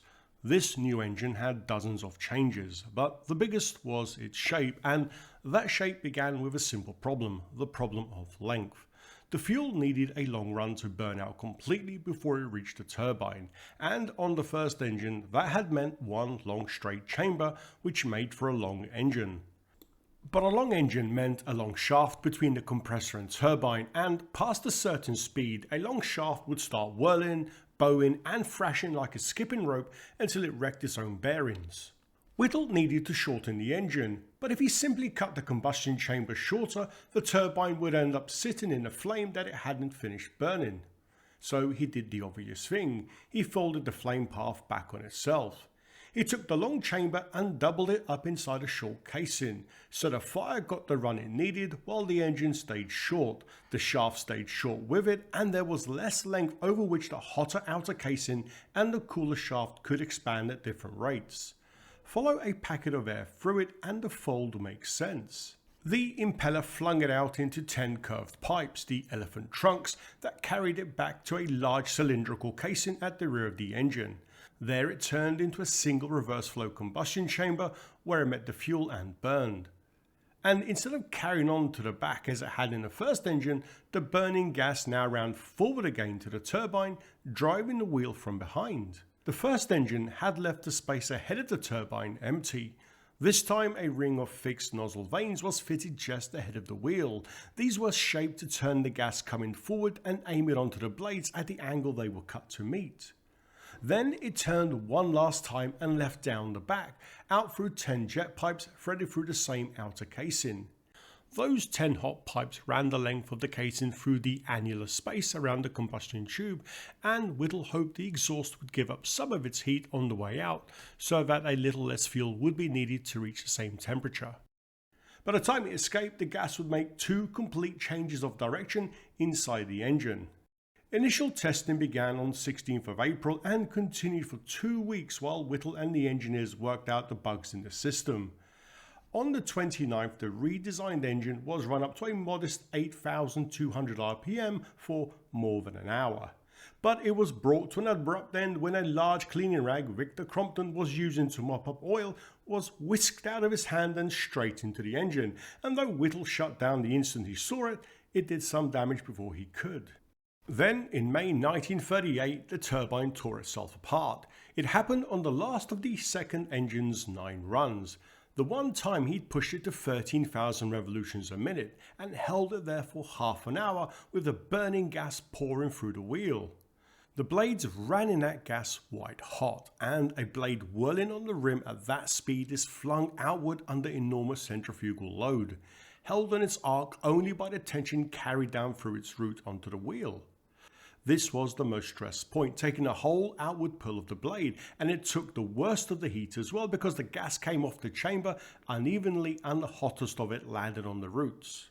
The newly installed gas guide vane ring had not been fitted firmly enough to withstand the pressure behind it, so that under load it crept forward until it was rubbing on the turbine wheel as it turned, catching it at those same roots. Stress and heat together were more than the steel could bear, and that was the end of the second engine. The wreck was towed back to Rugby as salvage, and even Whittle was for a moment knocked flat by it. Hayden Constant, who ran the rival axial flow jet the Royal Aircraft Establishment was starting to build with Metrovic, came up from Farnborough to see the shattered engine. Constant offered his sympathies and lunch. Over the meal, he asked him straight out whether he might give up the lone struggle at Lutterworth and come down and join him at Farnborough as an engineer. Whittle said it wouldn't break his heart. However, they were able to at last succeed in getting a few thrust readings. The engine, run up to 13,000 RPM, had produced an estimated 480 pounds of thrust. Estimated thrust because of the dangers involved in getting the readings. This meant going next to the engine and note the reading of the spring balance, which secured the test truck on which the engine was sat to a post embedded on the test room floor. The engine had at last produced measurable thrust. It still wasn't ready for service, but it was becoming harder to dismiss. That was fortunate because by then the project had a second man standing behind it, and where Tizard could argue and persuade, this one could act.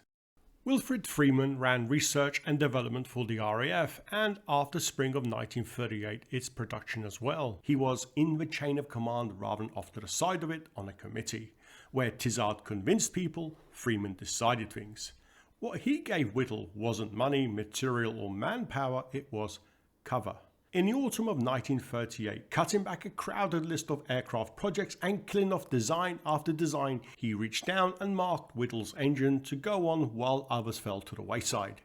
and his interest, once it was on the record, helped push the second ministry contract through. Freeman had a nose for the improbable idea that turned out to work. 2 years before, in 1937, he had forced through the chain of radar stations down Britain's east coast that others were content to let slip, the same chain home network that would hold the line in 1940 during the Battle of Britain. It was Tizard's science, and Freeman was the man who made sure it got built. Later, he would do the same for another improbable idea, a fast unarmed bomber built of wood, mocked across the surface as Freeman's Folly, until it became the Mosquito. So a strange fire-belching engine was exactly the kind of thing he took seriously. His back-end kept the project alive, but it didn't make it rich. Cash infusions from the Air Ministry funded the second engine rebuild, with money enough to take on a secretary for Whittle, 2 night watchmen, an office boy, and a nervous watchdog by the name of Sandy they got from the local dogs home. Between the late spring and autumn of 1938, he had the engine apart again for the second major rebuild, the WU-3. The straight chamber had run better, but it was still one great space to burn in, and one space was one chance. He would build it and light it, and if the flame misbehaved, he couldn't tell which part of that space had failed, or try a cure without tearing the whole thing down again. He wanted to avoid multiple chambers for years, wary of the trouble of lighting them all together, but a single chamber had now cost him 2 engines. So he took the one chamber and divided it into 10 smaller ones ranged around the engine, each roughly a tenth of the size and each a scaled down copy of the straight chamber he just proved. Now he could take one chamber to the bench on its own, run it, change it and run it again, and only put it back once he understood it. It was, he said, the thing that let him make quick changes to the burners and the innards, and given the 2 heartbreaking years of combustion trouble still ahead of him, that mattered more than he yet knew. Each chamber kept the reverse flow, so the compressor's air ran the length of it to the rear before doubling back through the flame tube to the turbine, which was unchanged, but for the flow now running through it the normal way. Every burning tube sat inside a sleeve of colder air from the compressor, which kept the outer casings cool and eased the thermal expansion between the hot casing and the cooler shaft. And some of that same cool air bled into each flame tube through rows of small holes down its side, mixing with the burning gas to cool it before it reached the turbine. The 10 chambers were joined to one another by short tubes between both the air casings and the flame tubes. Light a flame in one and it would carry to the next until all 10 were lit, so that 2 spark plugs, not 10, would start the engine and thereafter kept itself alight. The interconnects were also meant to balance the pressure between the chambers too. None of it was the obvious way to build an engine, and looking at one you can't trace the air from front to back at all, but the mad looking arrangement worked. Serious testing of the engine in its third form began on the 26th of October 1938. It began in a strange month. A few weeks earlier, the country had stood on the edge of war over Czechoslovakia, and then at Munich had stepped back from it. And the crisis had almost taken the engine from him. Word had reached Lutterworth that if it came to war, Whittle would be pulled off the work and posted elsewhere, to Farnborough most likely as a technical officer. The engine he'd spent his youth on would go on without him if it went on at all.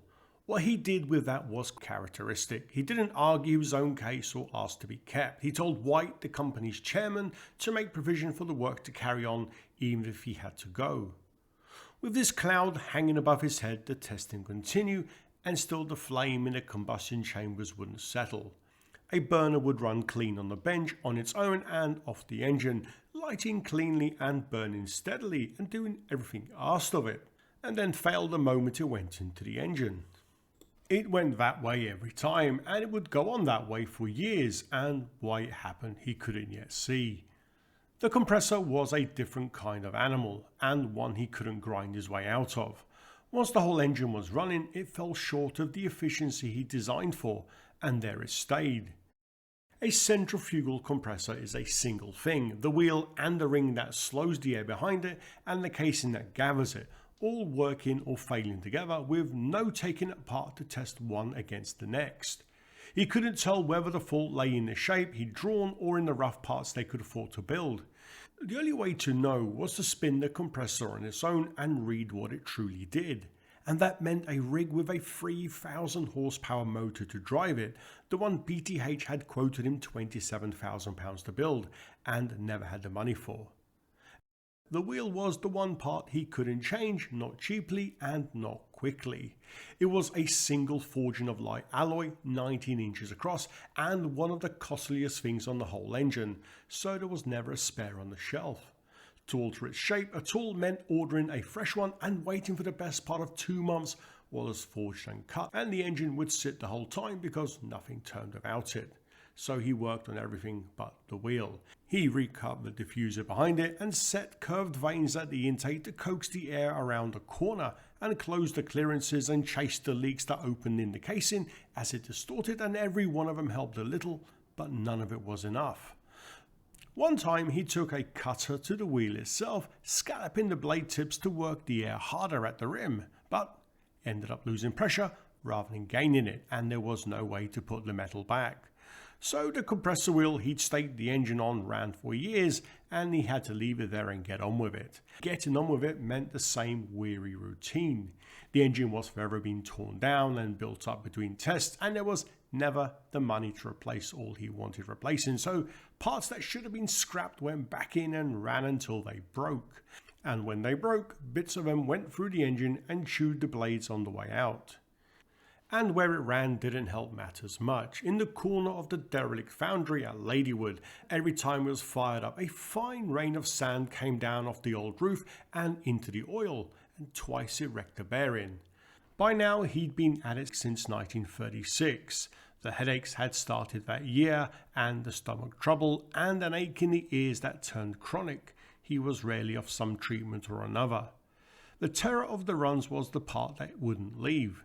It stayed with him after the engine stopped, and there was nothing he could do about that. In early 1939, while the engine was still fighting him, Whittle discovered that his own drawings had appeared in a German aviation magazine, Flugsport, who had reprinted about 6 of them back in 1933. He wasn't much surprised to see them, since a published patent was open to anyone who cared to look it up, and he'd known that from the start. The Air Ministry intelligence took it less calmly. His drawings in a German journal read to them as a sign that the Reich might themselves be building a jet engine, or might even be ahead of them. At the start of 1939, the Ministry decided Whittle was up for review for his special circumstances. Its Director of Scientific Research, David Pye, thought the whole idea a poor bet, and he was due at Lutterworth in April 1939 to see it run for himself, with his mind set against it. His own great love was the piston engine, and he was writing a study on a subject that ran to 2 volumes.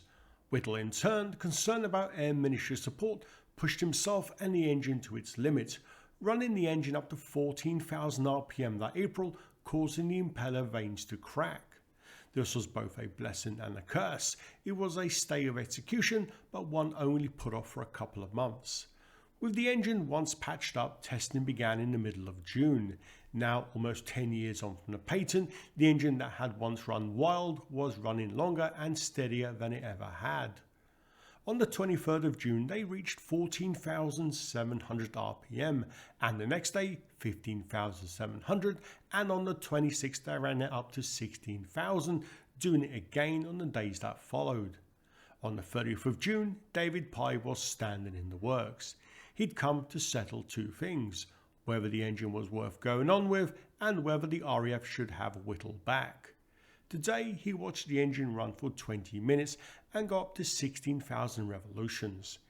It was then that he asked Whittle whether he'd give up his career in the service for it. Whittle's reply was that he would.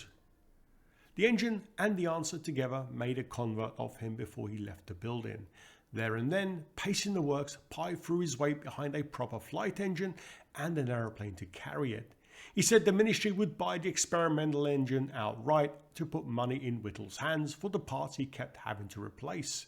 Later that day, Whittle drove him to Rugby Station, and Pye talked about the engine the whole way, how light it was, how it didn't vibrate, and how it would burn whatever fuel he gave it.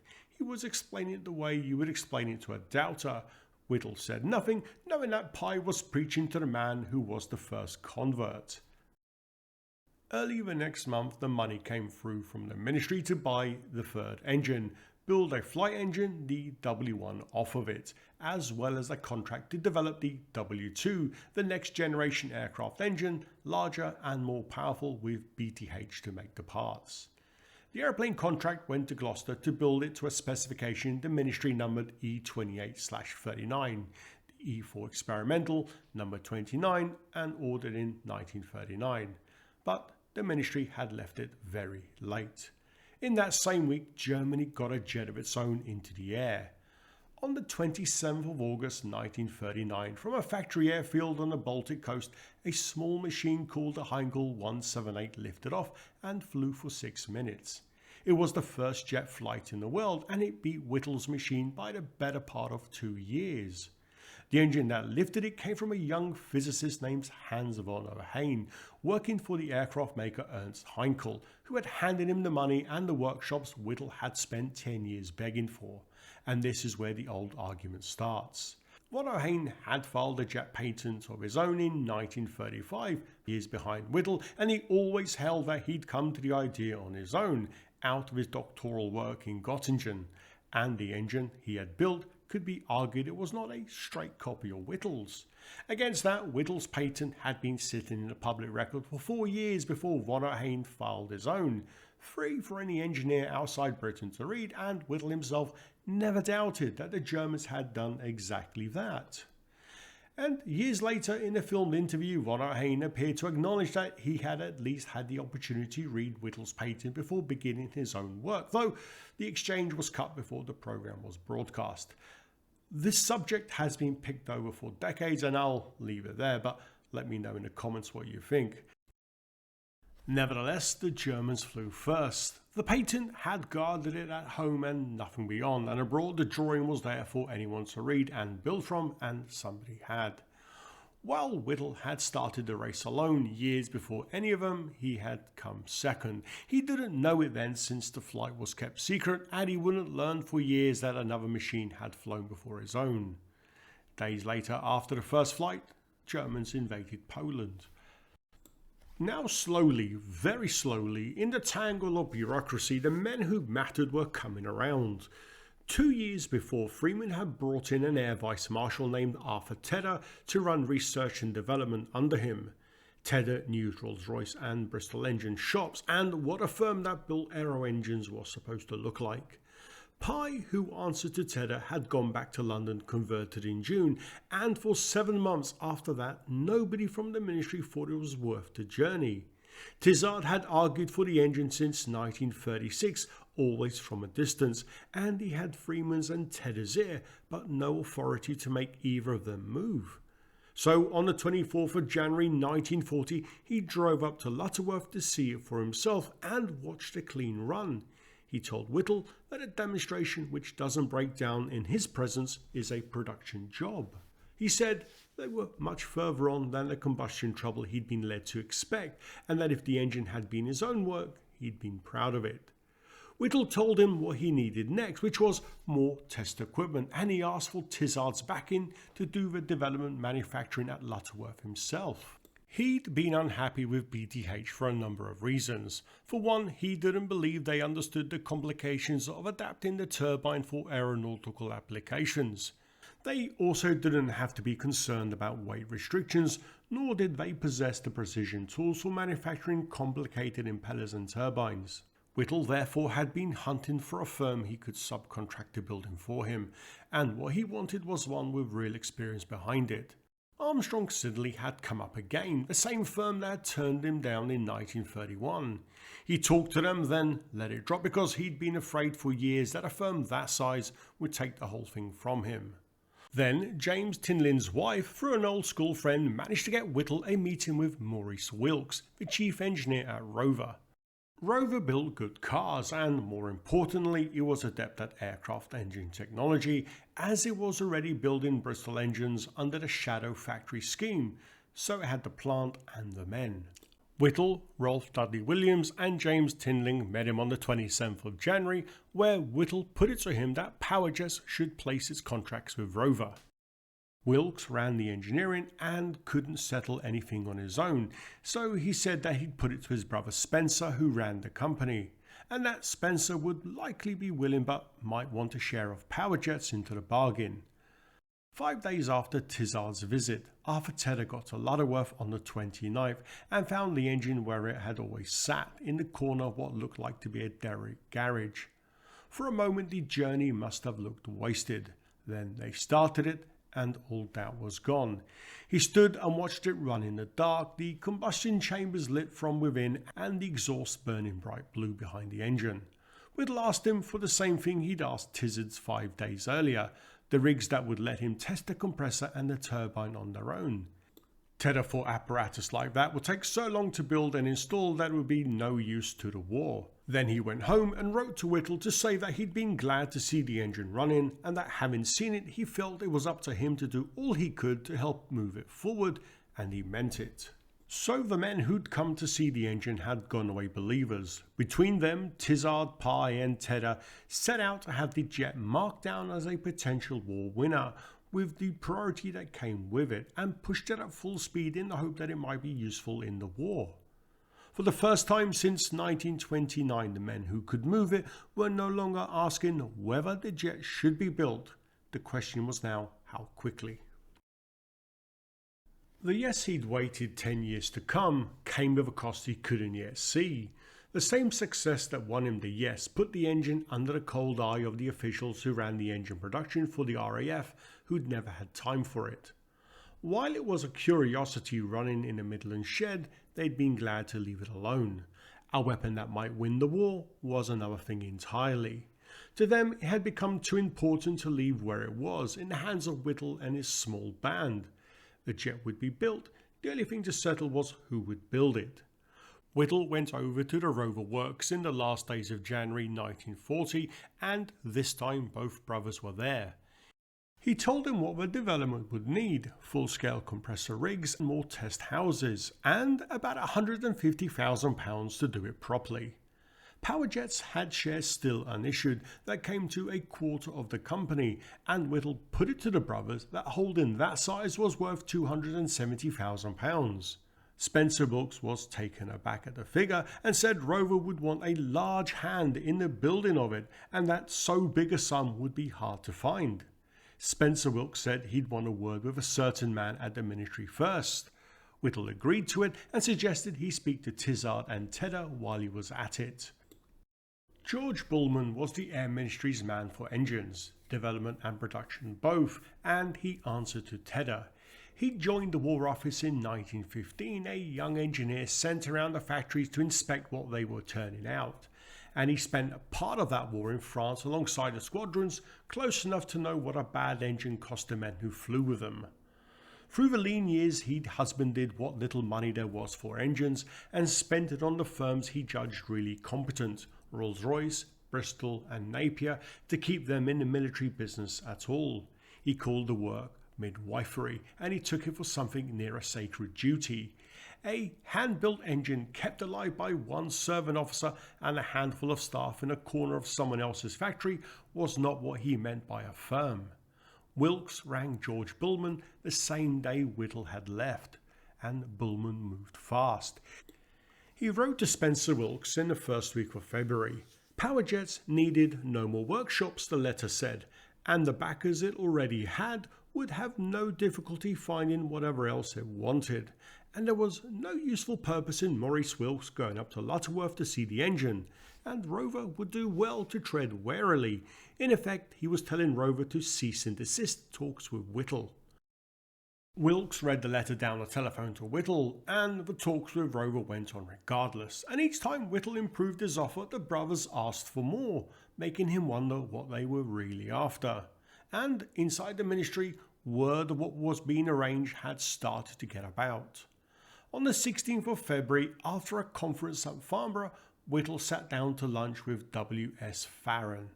10 years on from the Armstrong Siddeley, Farron was the Deputy Director of Scientific Research, sitting directly under David Pye. Over lunch, he told Whittle how it was going to go. The ministry would never let power jets manufacture anything, and meant to keep the company small. Building of the engine would go to a firm that already existed. Nobody would make a penny out of the engine because the engine belonged to the Air Ministry. And in any event, power jets leaned too much on ministry money, and there was no use in anyone putting money into power jets because they would lose it. The Crown already holding the free use of everything Whittle had patented, so the company had nothing of its own to sell and no right to build, and no one who backed it would ever see a return. Whittle went home and set the whole conversation down in a letter back to Farron, point by point, so there could be no mistake about what he had just heard. He wrote that he hoped it was Farron's own opinion and not the department's, because otherwise it would seem grossly unfair that the Air Ministry should let power jets ripen the fruit and others pluck it.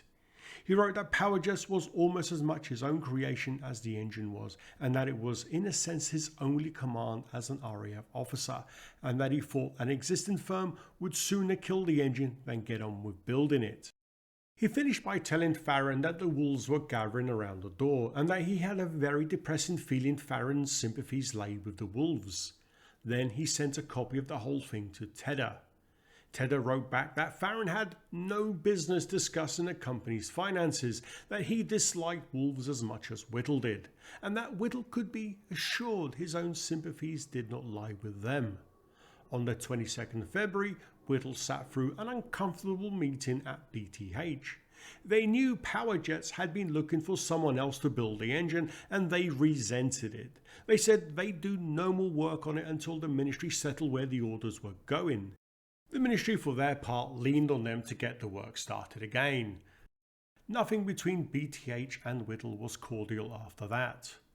Farron saw Tedder's letter, and on the 23rd of February he rang Whittle to say he'd been misunderstood, that he'd only been setting out what might go wrong, and that power jets had done marvellous work. It would be unjust for them to get nothing back for it. All through February the officials had been meeting amongst themselves and meeting the firms, while Whittle heard nothing at all from Rover.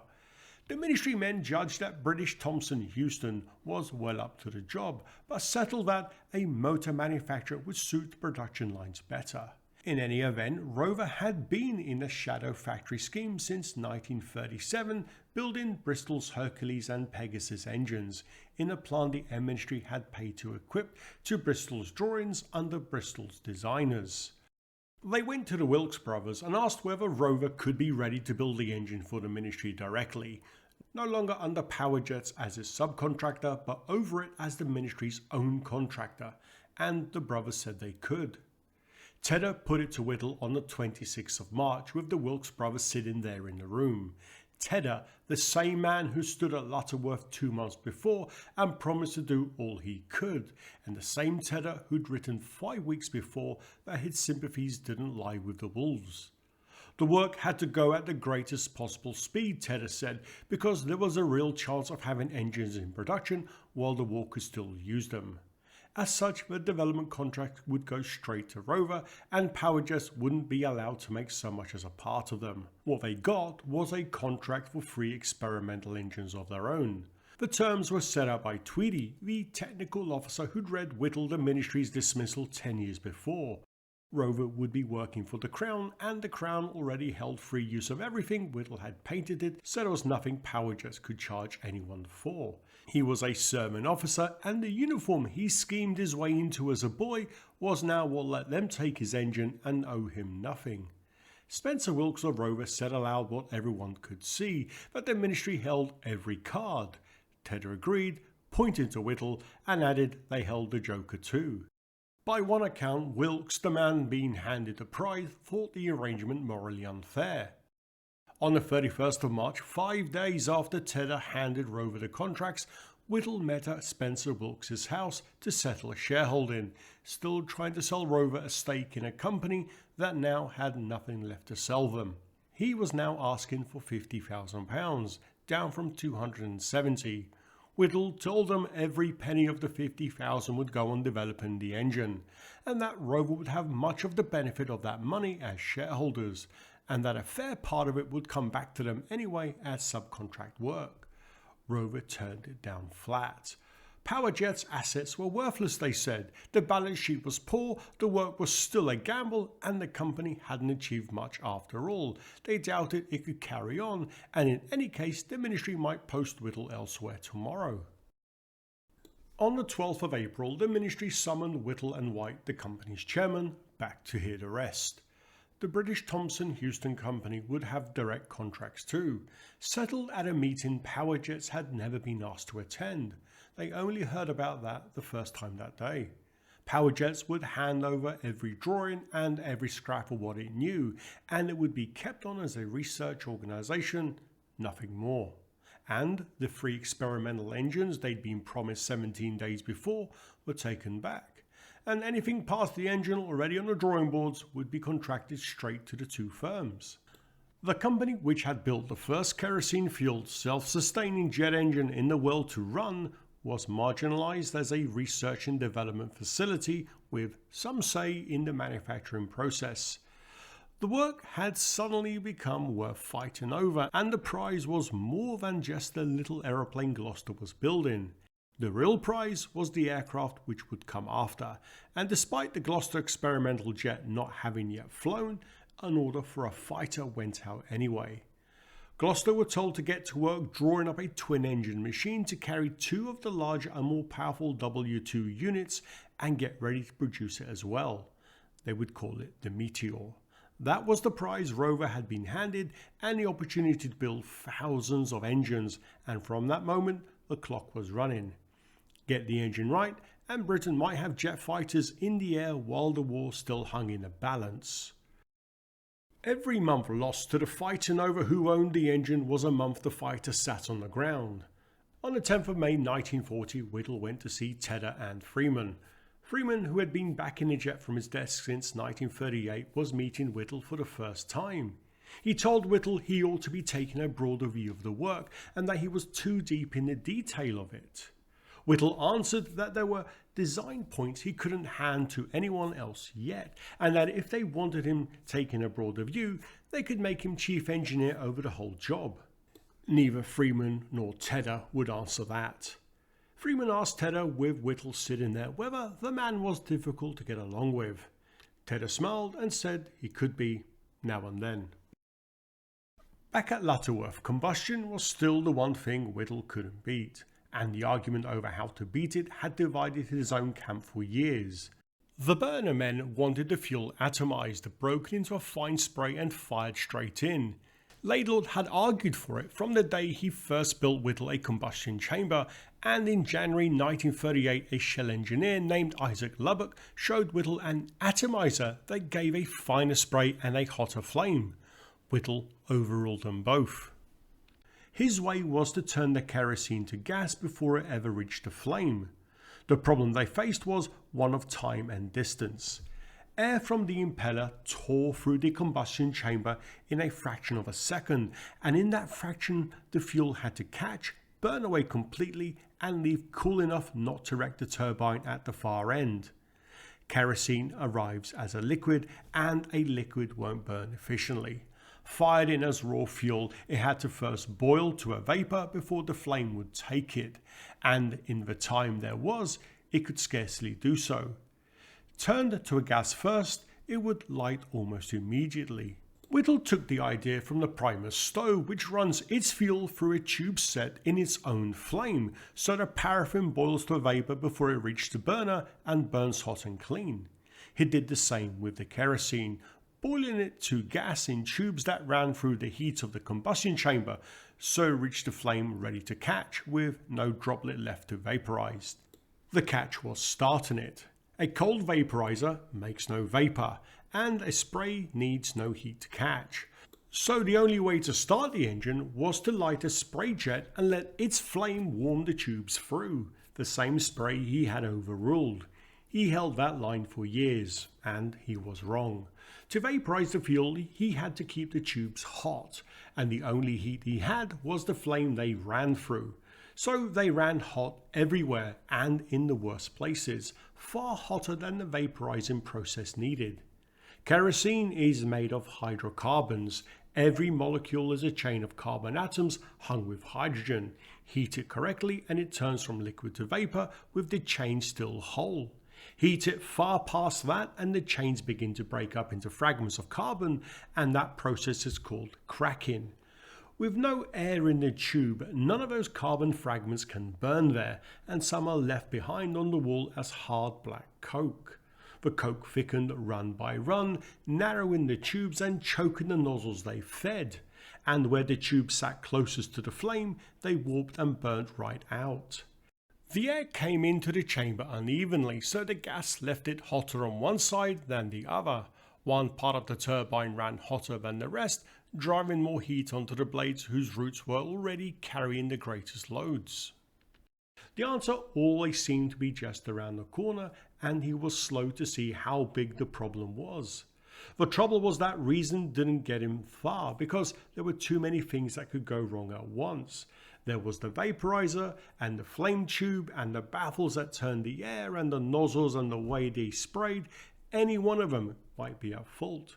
So he worked by trial and error. And the results were not consistent. In one chamber, nearly every vapor nozzle would block with carbon, and in another, none of them would. Some vaporizers lasted half an hour, and others much longer. He tried 31 types of vaporizer in all, and put 9 of them in the engine. The last of them was the best. With it, he got the engine nearly to its full design speed, and it still had the old faults, only milder. By now, the Royal Aircraft Establishment had lent him a combustion man, William Hawthorne, later Sir William Hawthorne, with 2 younger engineers, and Powerjets had taken on more of its own and built a small sheet metal shop that were able to build 4 combustion rings running at Ladywood. The rings let them test the chamber on the bench before it went near the engine, and the thing that beat him for years was that a chamber which burnt cleanly on the bench would burn badly once it was in the engine, and nobody could say why. But the key difference was that those rigs burned in the open at ordinary pressure, while in the engine the air arrived hot and compressed. For a long time he suspected that to be the difference, reasoning the bench was too gentle and the flame needed the engine equivalent pressure behind it.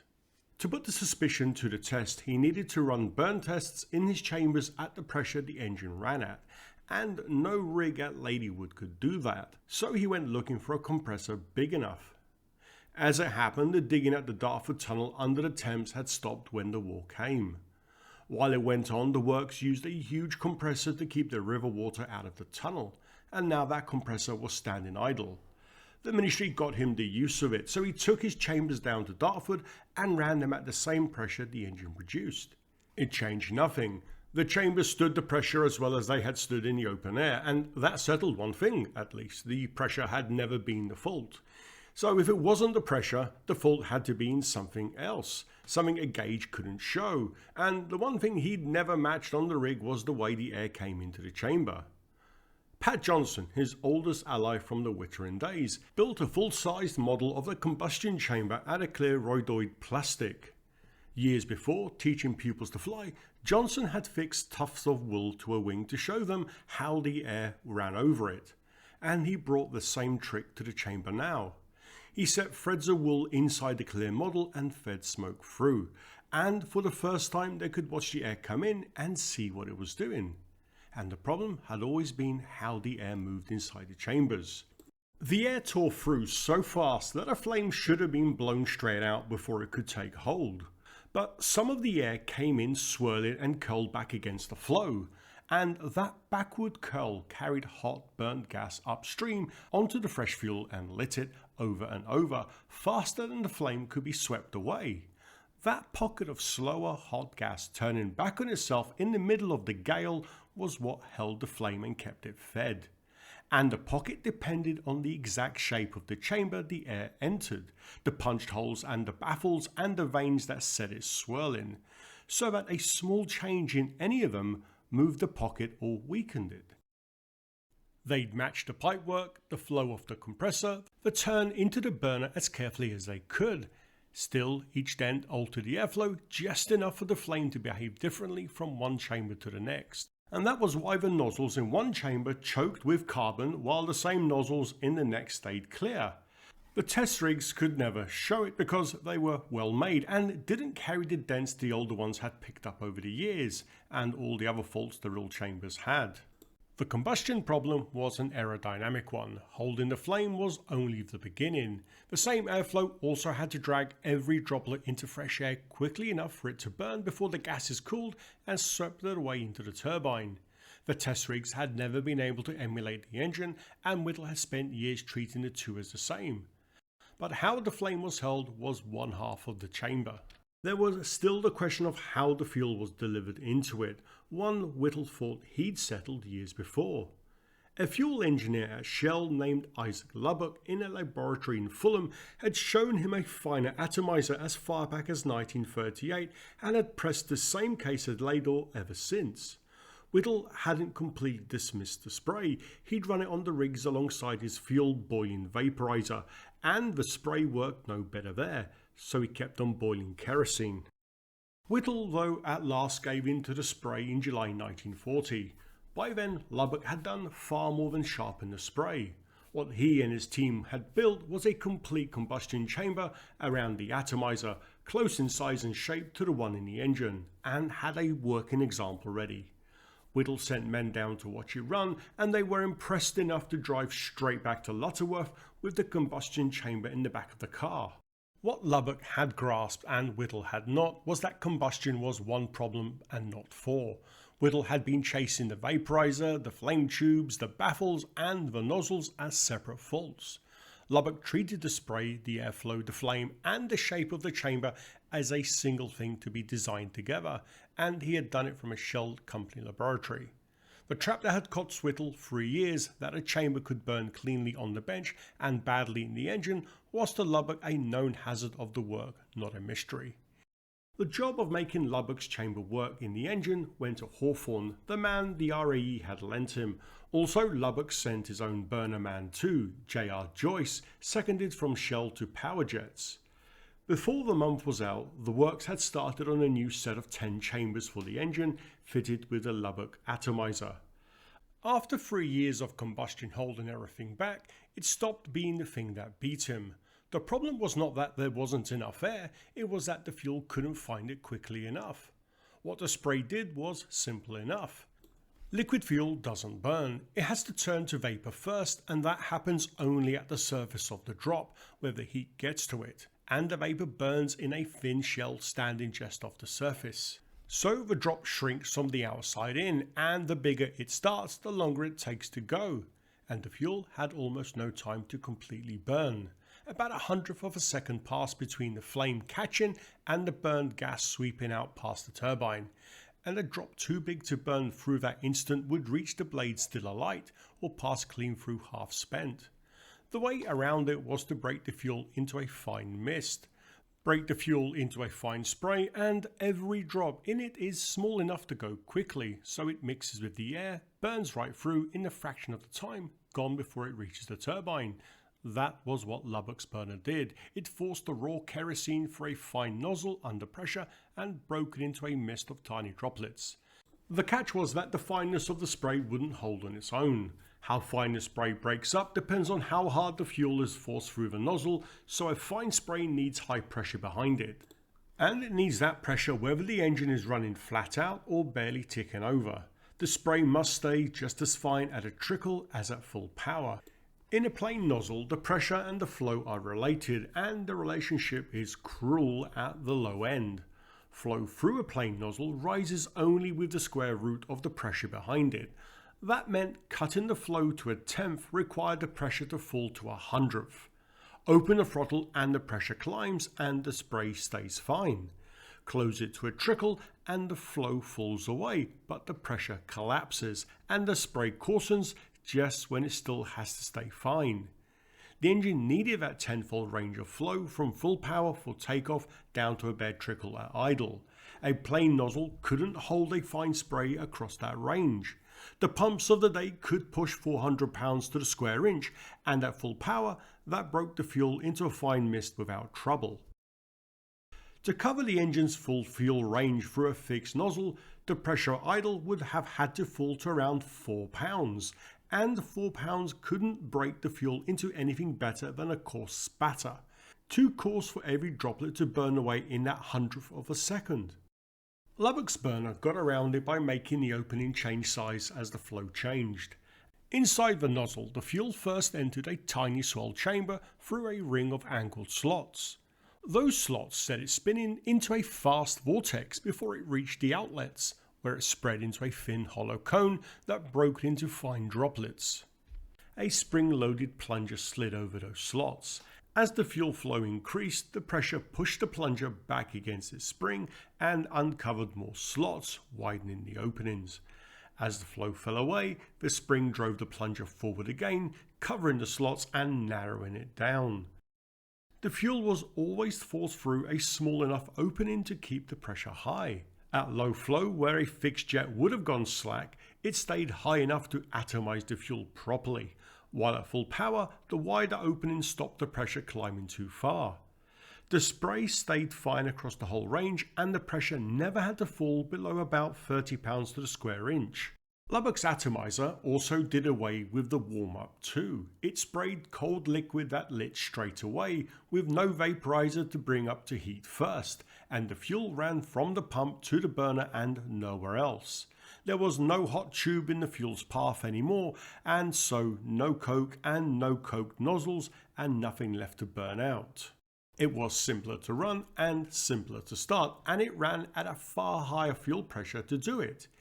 Even then, it took months of work to get the new burner running properly in the engine. The answer had been in the spray all along, and it had been on the table since 1938. Laidlaw had pressed it from the start, and Lubbock had shown him the fine atomizer 2 years before he gave in. Whittle admitted it himself long after that holding to the vaporizer when the spray was there had brought on many of his own difficulties. For now, the engine was being beaten into shape, but the man building it was not faring as well. It wasn't only the engine wearing him down, the fight to keep hold of it was doing just as much. The ministry was set against him, and the firms now lined up to build the engine were manoeuvring quietly to ease him aside, and all of it came on top of years of overwork. He was working himself into the ground and had been for years.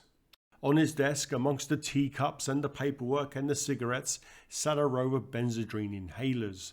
He had started on them in 1940 for nothing worse than a blocked nose, the ordinary over-the-counter remedy of the day, and he had become an addict without ever knowing it, and he didn't know now what they were doing to him. The racing heart, the tightness, the nights where he couldn't sleep, he put it all down to overwork and the race against time, and when he finally asked the doctor for help sleeping, it never occurred to him to mention the Benzedrine. The engine on his trolley in the test shed was still the only working example of his jet there was, and he'd gotten it into his head that the works would be bombed, and that German paratroopers might well be dropped in on them. Powerjets reckoned that if Germans ever learned what they were doing at Lutterworth, they would come and destroy it, and he even asked the ministry to move the whole job out of the country. Nothing came of it beyond a set of blueprints being sent to Canada as insurance. So he took to sleeping at the works on a camp bed, keeping watch throughout the night with the 2 watchmen, and before long a few of the others were doing the same. The strain had made him suspicious, quick to find hidden meaning in a letter or a phrase, and the men easing him aside used it, casting him as difficult and overwrought and not quite sound. Once the work had gone to the firms, he wrote to Tizard that his position had been seriously weakened and that he didn't like it much, and still he wouldn't let go. He stayed on an engine that was no longer his because he believed he was the only thing keeping it alive. In February 1941, after the best part of 4 years in which Whittle had twice torn his engine down and built it back up to a new design, the disc of the Whittle unit's turbine finally gave way, and this time it couldn't be rebuilt. Towards the end, it ran harder than it ever had, several times without a stop for as long as 10 hours at cruising speed. It had lasted 169 hours in all, almost every one of them a fight, and it had achieved what it was built for.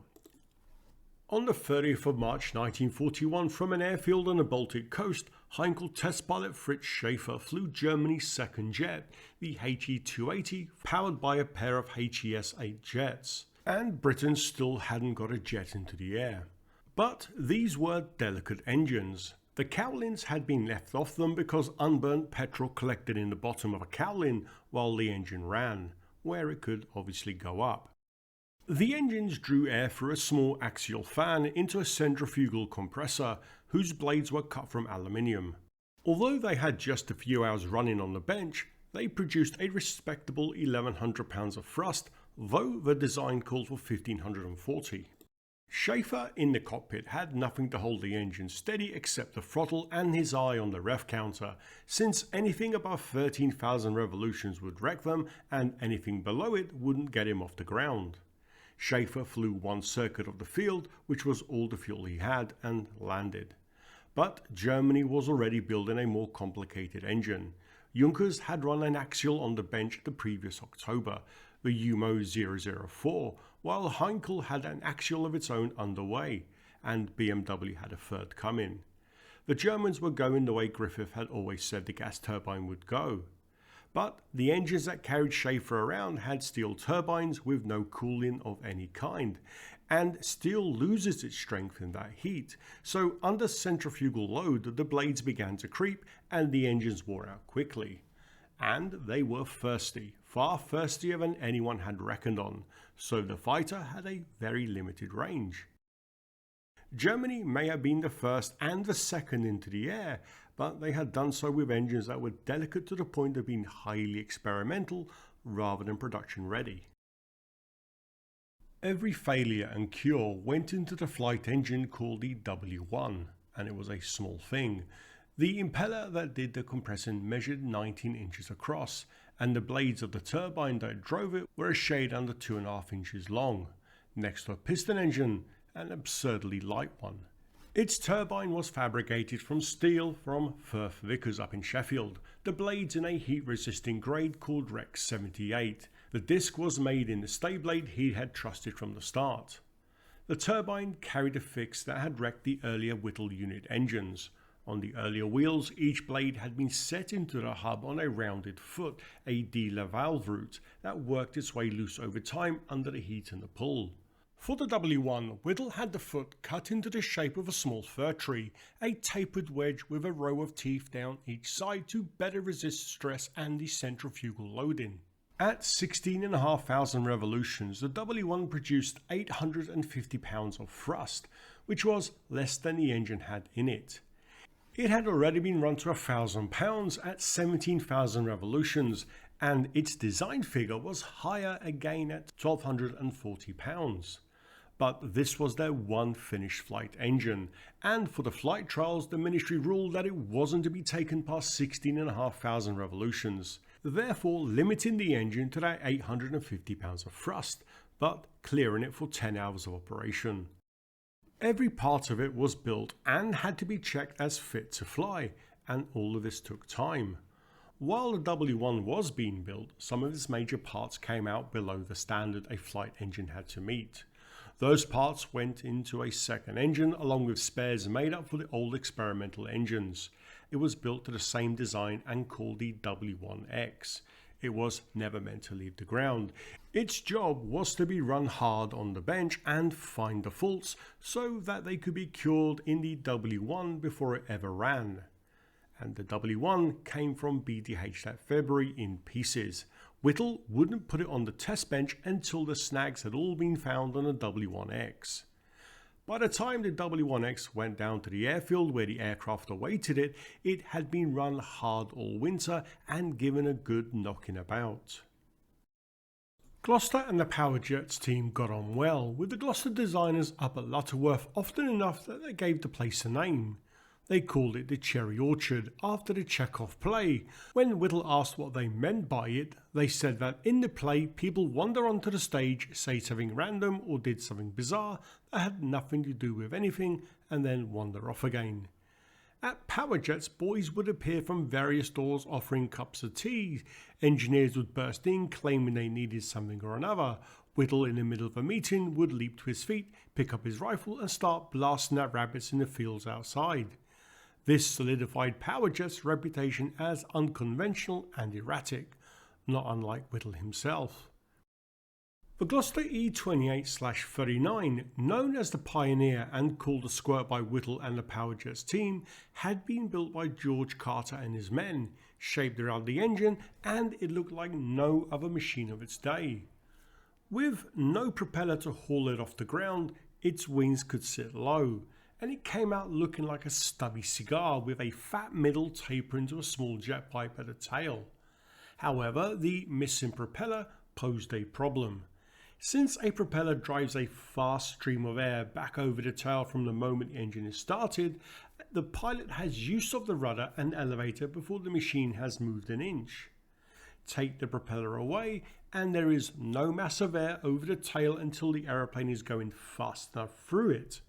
Carter and his Gloucester engineers had to find a way to replace that control. He designed the rudder and the elevator larger than a machine of that size would normally carry. The split flaps under the trailing edge were enlarged to match. The engine sat behind the main spar with its pipe running back inside the fuselage to the tail, and the air that came in at the nose passed down both sides of the pilot to reach it. At full power, the bearings at the hot end of the engine were expected to throw off tremendous heat, and that heat had to be gotten rid of.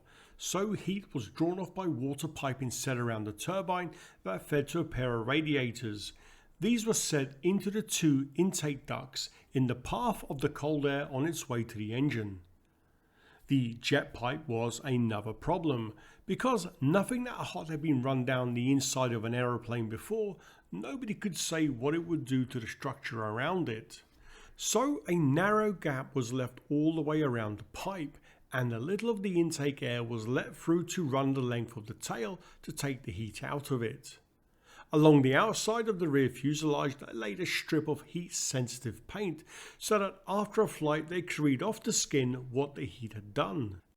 The early work was done in Gloucester's experimental shop at Hucklecote, on the edge of their airfield at Brockworth, and when the threat of bombing came along they moved it out, finishing it in a commercial garage in the middle of Cheltenham, where a small band of craftsmen fitted the pieces together.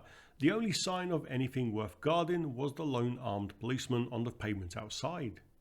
Gloucester had the aeroplane finished by the first week of April and brought it back to Brockworth for trials. But the W1 still hadn't run, so they installed a very worn and dented W1X engine.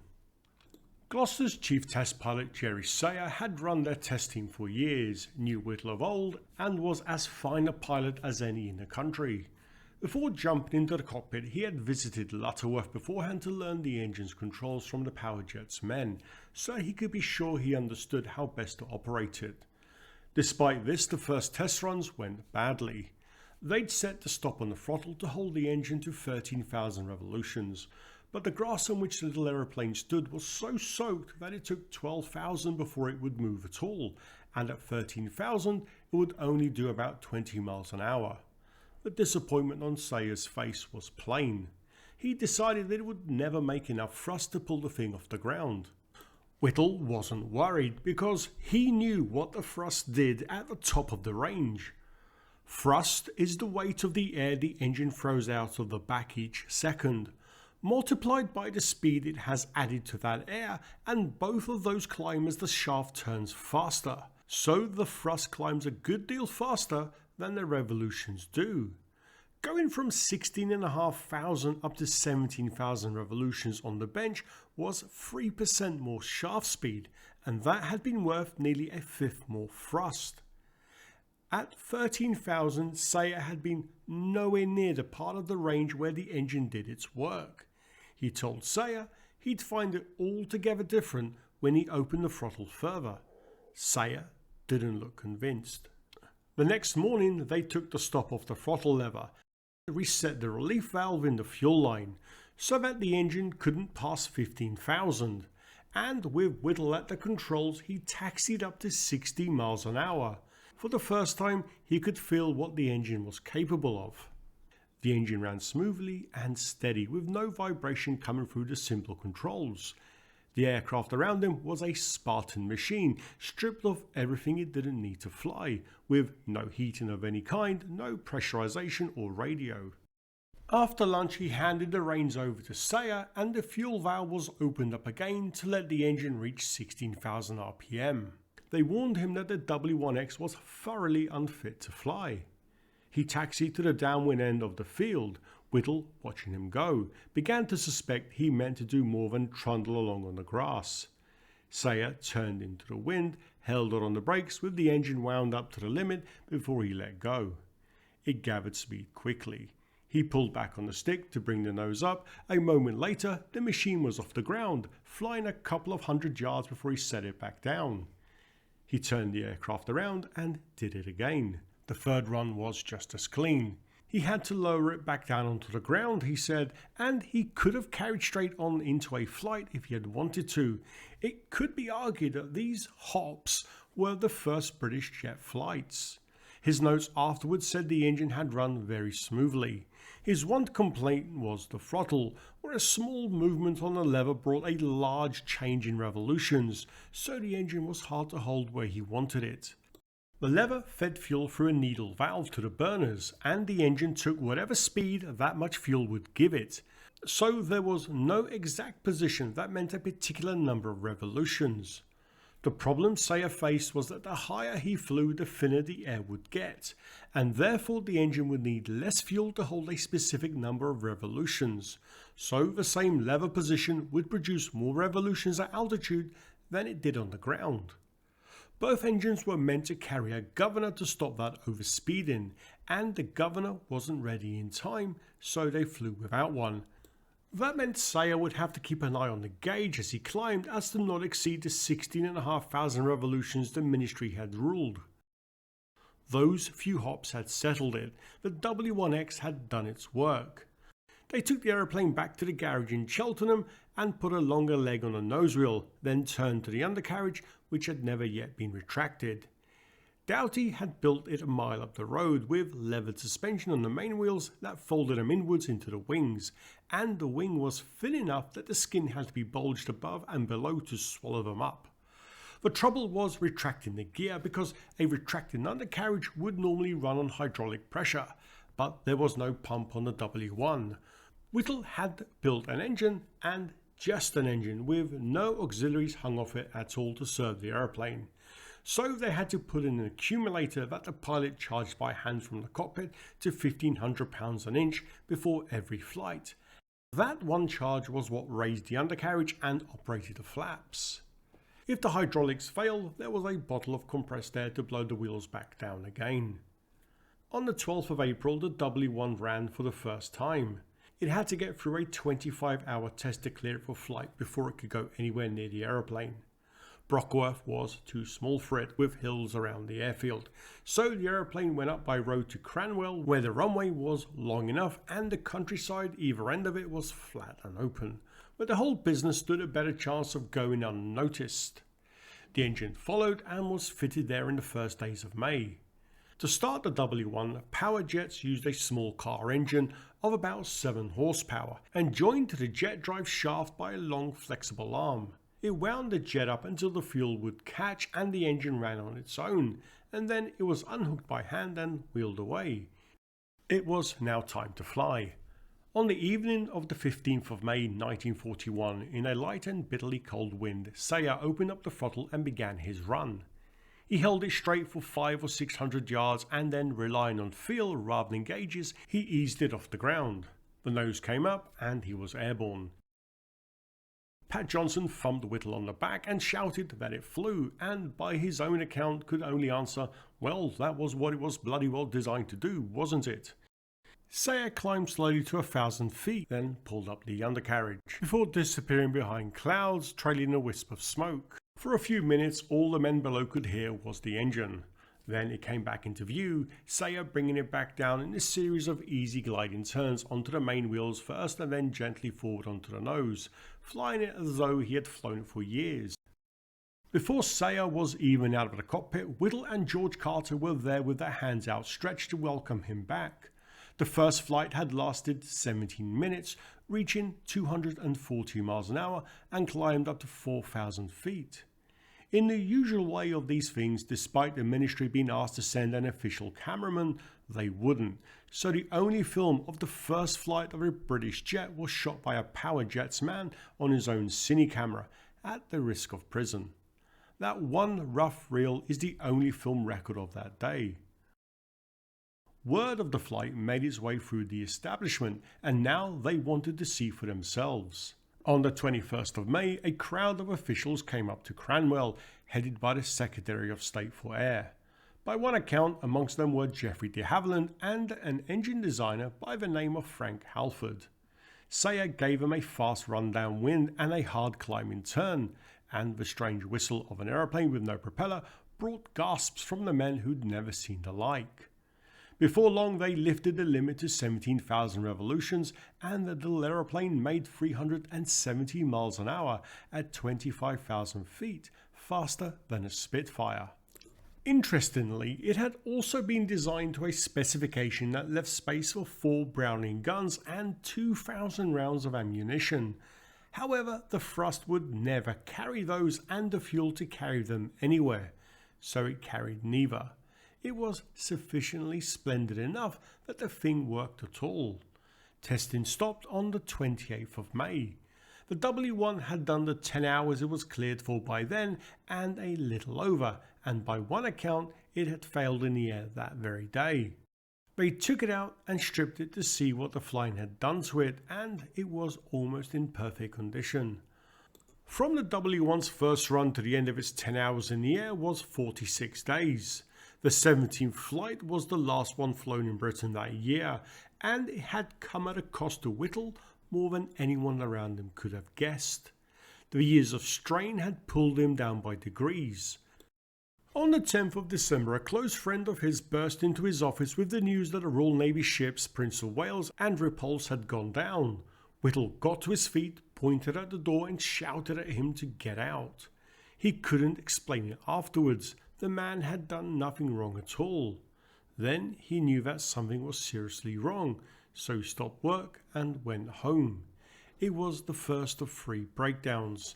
10 days of it were spent in a military hospital at Oxford under the RAF senior man in neurology, but characteristically he went back to work a month after he had walked out, long before he was fit. He'd been at it since he was 22 years old, 7 days a week since 1936. He was the first man in Britain to get a turbojet to run, and the first to get one to fly. But by the new year, the contracts to build it in numbers were with a motor company, and one of his engines was in America. At de Havilland, another man's designs were to slowly edge out his own creation. However, at Derby, an even bigger beast had decided that they should be the ones to lead the way and take the prize, the whole of it for themselves. A prize created by one man who was starting to discover that being first and right counts for little. Right, that's part 1 in this series. I should probably tell you how this all happened, because this story wasn't the plan. It started out as a video about the de Havilland vampire. That was the whole idea, and you can't look at the shape of the vampire for long without ending up at the engine. That made it necessary. And once I was reading about the engine, I thought, well, why don't I just write about Whittle and his journey? So I did, and here we are. And I still haven't mentioned vampire. But it's the reason there is a fair bit of vampire footage in the story, as I didn't want to waste the footage. And there were lots of trips to the Science Museum. I think about 4 trips to the Science Museum. Because first of all, it's a great place, and second of all, there's lots of engines to look at, as you've seen in the footage. Then there was Heathrow. There's a road sign outside Terminal 5 with Whittle's name on it, and I wanted a shot of myself, this shot here, standing next to the sign, which is how I came to be pulled up by airport security. Fair enough, I thought. Man with a camera pointed at an airport. They asked to see what I'd been filming on my phone. Well, lucky you, I thought, so I showed them all of it, everything I'd shot that day, every aircraft that came in over the fence. Then I showed them the museum footage. Then I started telling them about Frank Whittle. I don't think anybody at airport security has been so pleased to see the back of me. On your way, sir. Off you go, sir. And I wanted to say, no, hang on, come back. I haven't even started on the combustion chambers. Oh, and a big thank you to Saley for sponsoring this video, because without the sponsorships, it would be practically impossible for me to spend this much time making these videos. This one here, I would say, took around about 150, 200 hours of research, museum visits, and all the cost of traveling and museum and all that. It's just wonderful. So yeah, thank you very much to Saley for sponsoring this video. Check them out in the link in the description. So we'll leave it at that. If you've made it this far, big thank you to everybody. Please leave a like, subscribe if you can, leave a comment, and I'll see you in the next video. Toodaloo.